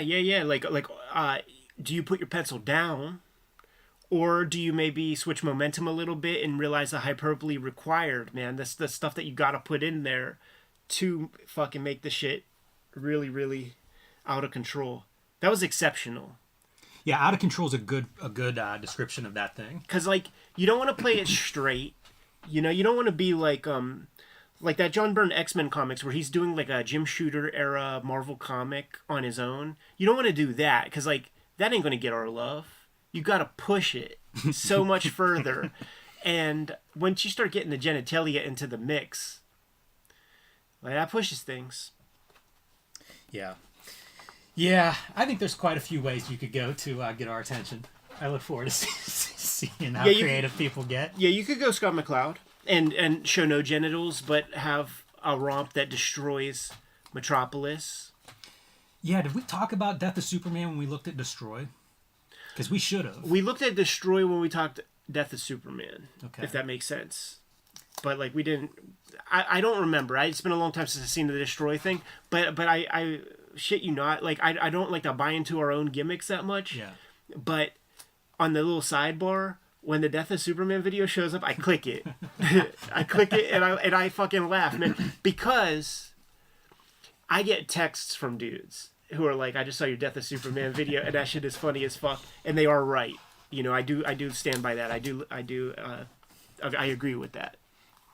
A lot. West Coast Dave Venger says, I think a Death of Superman comic needs to destroy the entire planet. 100%. Yeah. There should be... It should be World War III. Like, it's so timid, the DC version of that. Right. Yeah. Yeah, it'll be fun watching what people do with that. It's such an excuse for carnage and spectacle. Totally. Well said. Yeah, so we could just take our time, maybe kick it for another 10 minutes here, and then we'll move into the other room. So, guys, if you have some Rob questions, I think you know, we're reasonably suited to handle this chatter, but sometimes stuff might come in that is extra interesting or creates a line of questioning that we could bring to our guests. Yeah, I don't know if everybody saw the Rob posted a sketch of his New Mutants '98 cover that he didn't end up using, and I tell you, man, it's hard to believe that that's a year of comics from like '87 to '98, and I guess it's 11 issues, you know, so less than a year he goes from introducing Cable to basically taking over that title. What a year, dude! I was like, the first thing I had to do, because that's the year. In second grade, I was in Catholic school. Third grade, I was in Baltimore.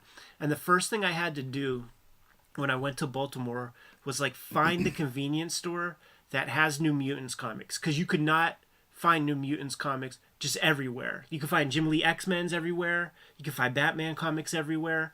But you weren't finding New Mutants on every newsstand. So, like, the Rite Aid near our apartment complex had this shit. And I was on it, dude. Like, I remember it being, like, winter when Cable came out. I remember snow or something.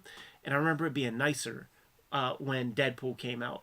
And it makes so much sense when you see that original sketch. Because he repurposes that cover sketch that he did not use and made somebody use that in Image comic. It diminishes Deadpool, you know? Like, it makes Deadpool a bitch. Like, if first impressions are important, like, what's the better first impression? A dude standing there with knives and guns looking badass? Or a dude getting kicked in the jib? Because he's the victim in that. You know, it's Domino kicking him in the face. That ain't the way to introduce, like, some new dude. Do you think Domino was partially inspired by Aeon Flux? That's a good question. I'm trying to think of the timeline. I think it's earlier. Nah, yeah. It's close. No, it's Domino's earlier because Aeon Flux comes when I come back from Baltimore. We were just out there for 1 year, so Aeon Flux is like 5th, 6th grade. That was 3rd grade. Cable's 2nd grade. Okay, it's interesting looking at that artwork because Liefeld's art's changed a lot. But those figures are really long and lanky. Very leggy.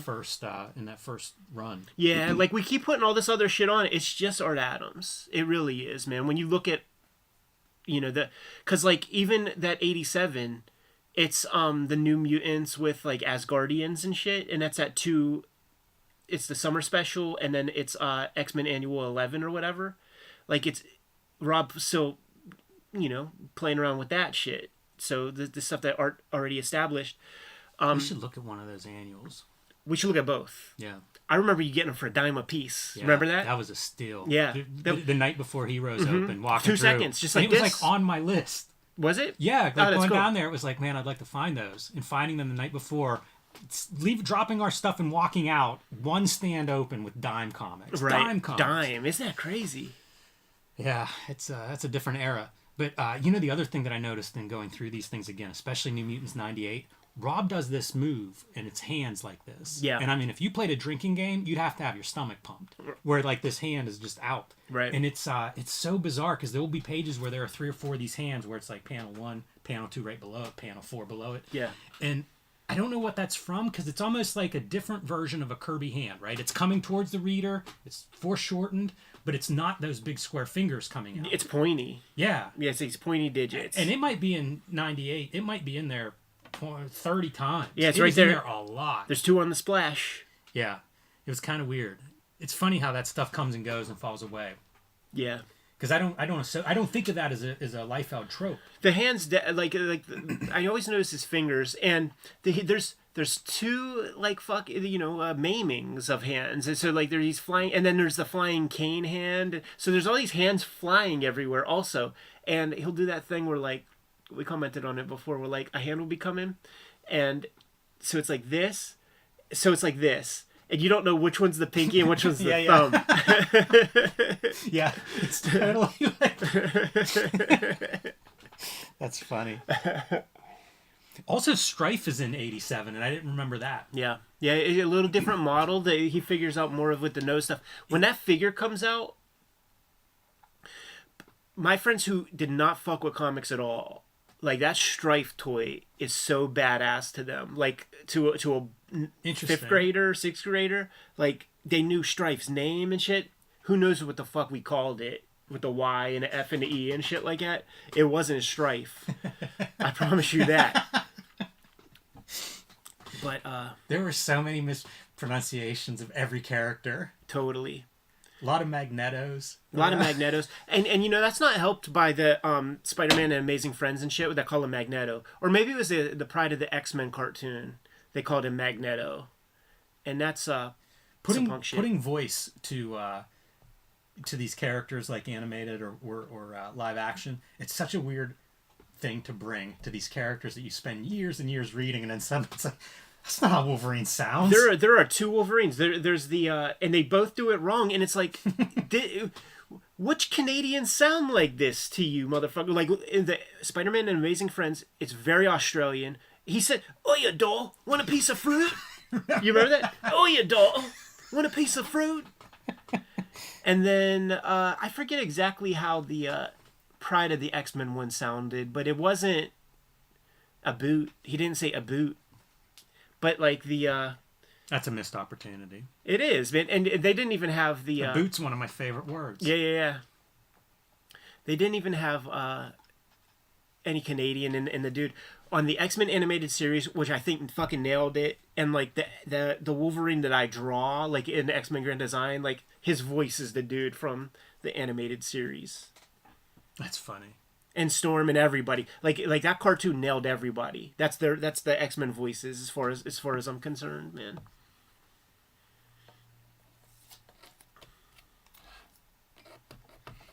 It's funny too to think about all the Rob Liefeld setup stuff in X-Force and New Mutants. Yeah.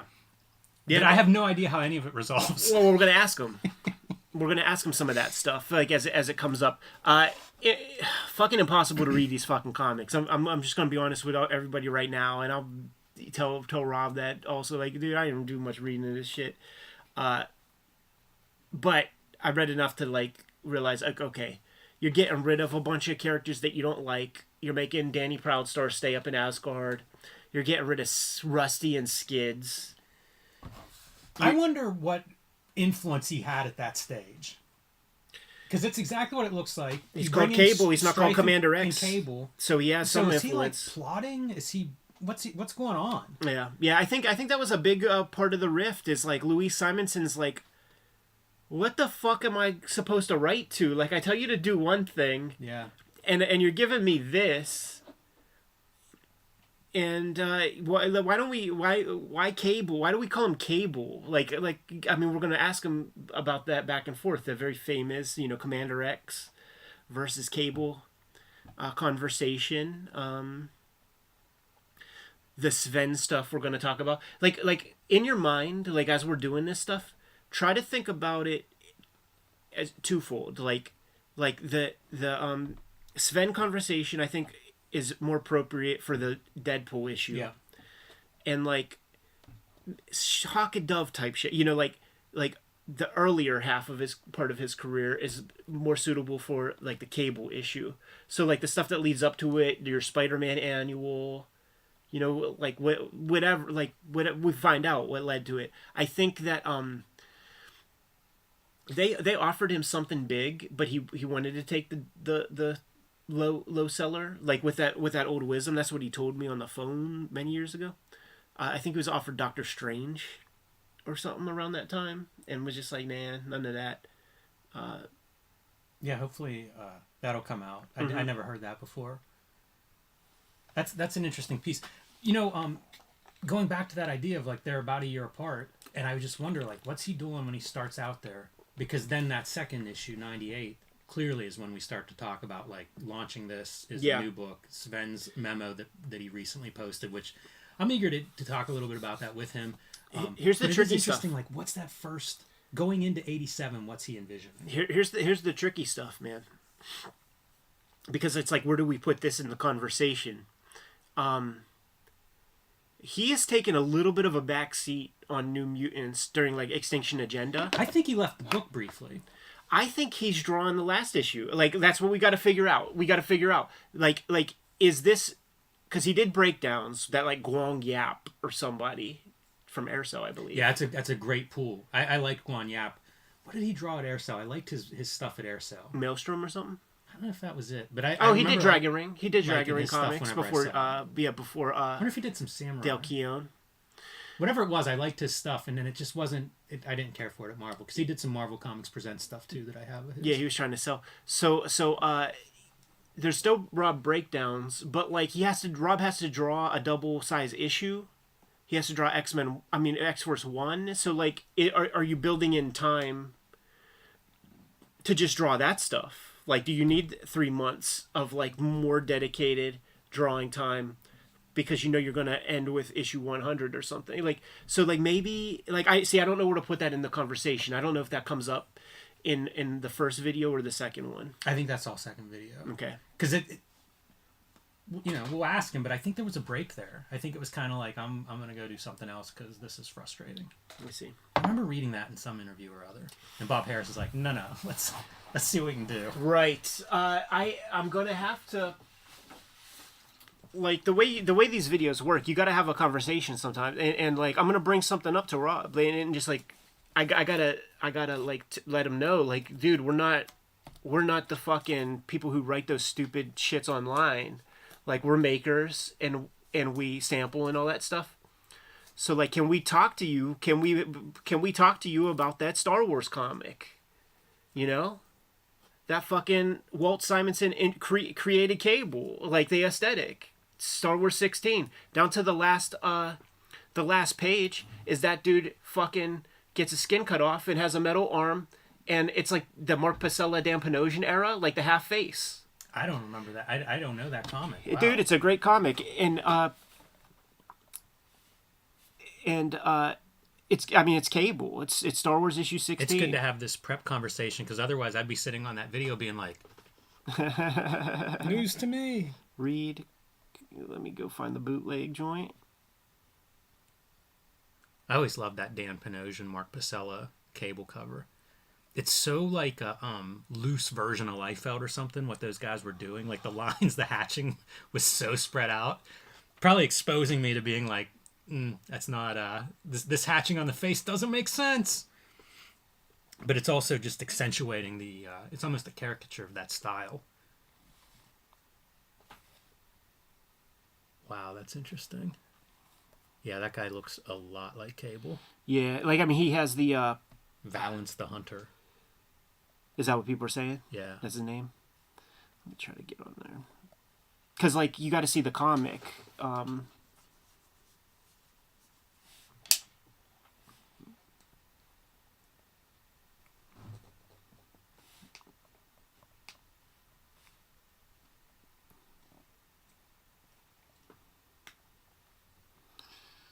Good luck trying to find fucking Star Wars. It's pretty obscure, huh? You just have to see this.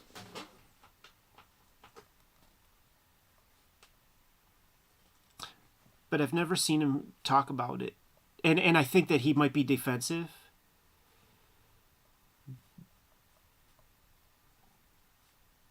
When did that shit start? 1979 or something? I have no idea. I'm the worst Star Wars person to ask anything. See, if you put the date, it'll just come up faster.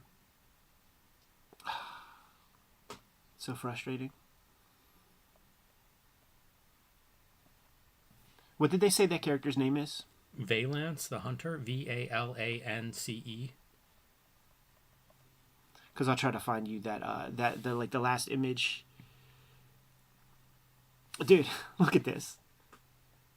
Oh wow! Right, and like the stripes in the hair. Yeah, there's a lot there. Wow.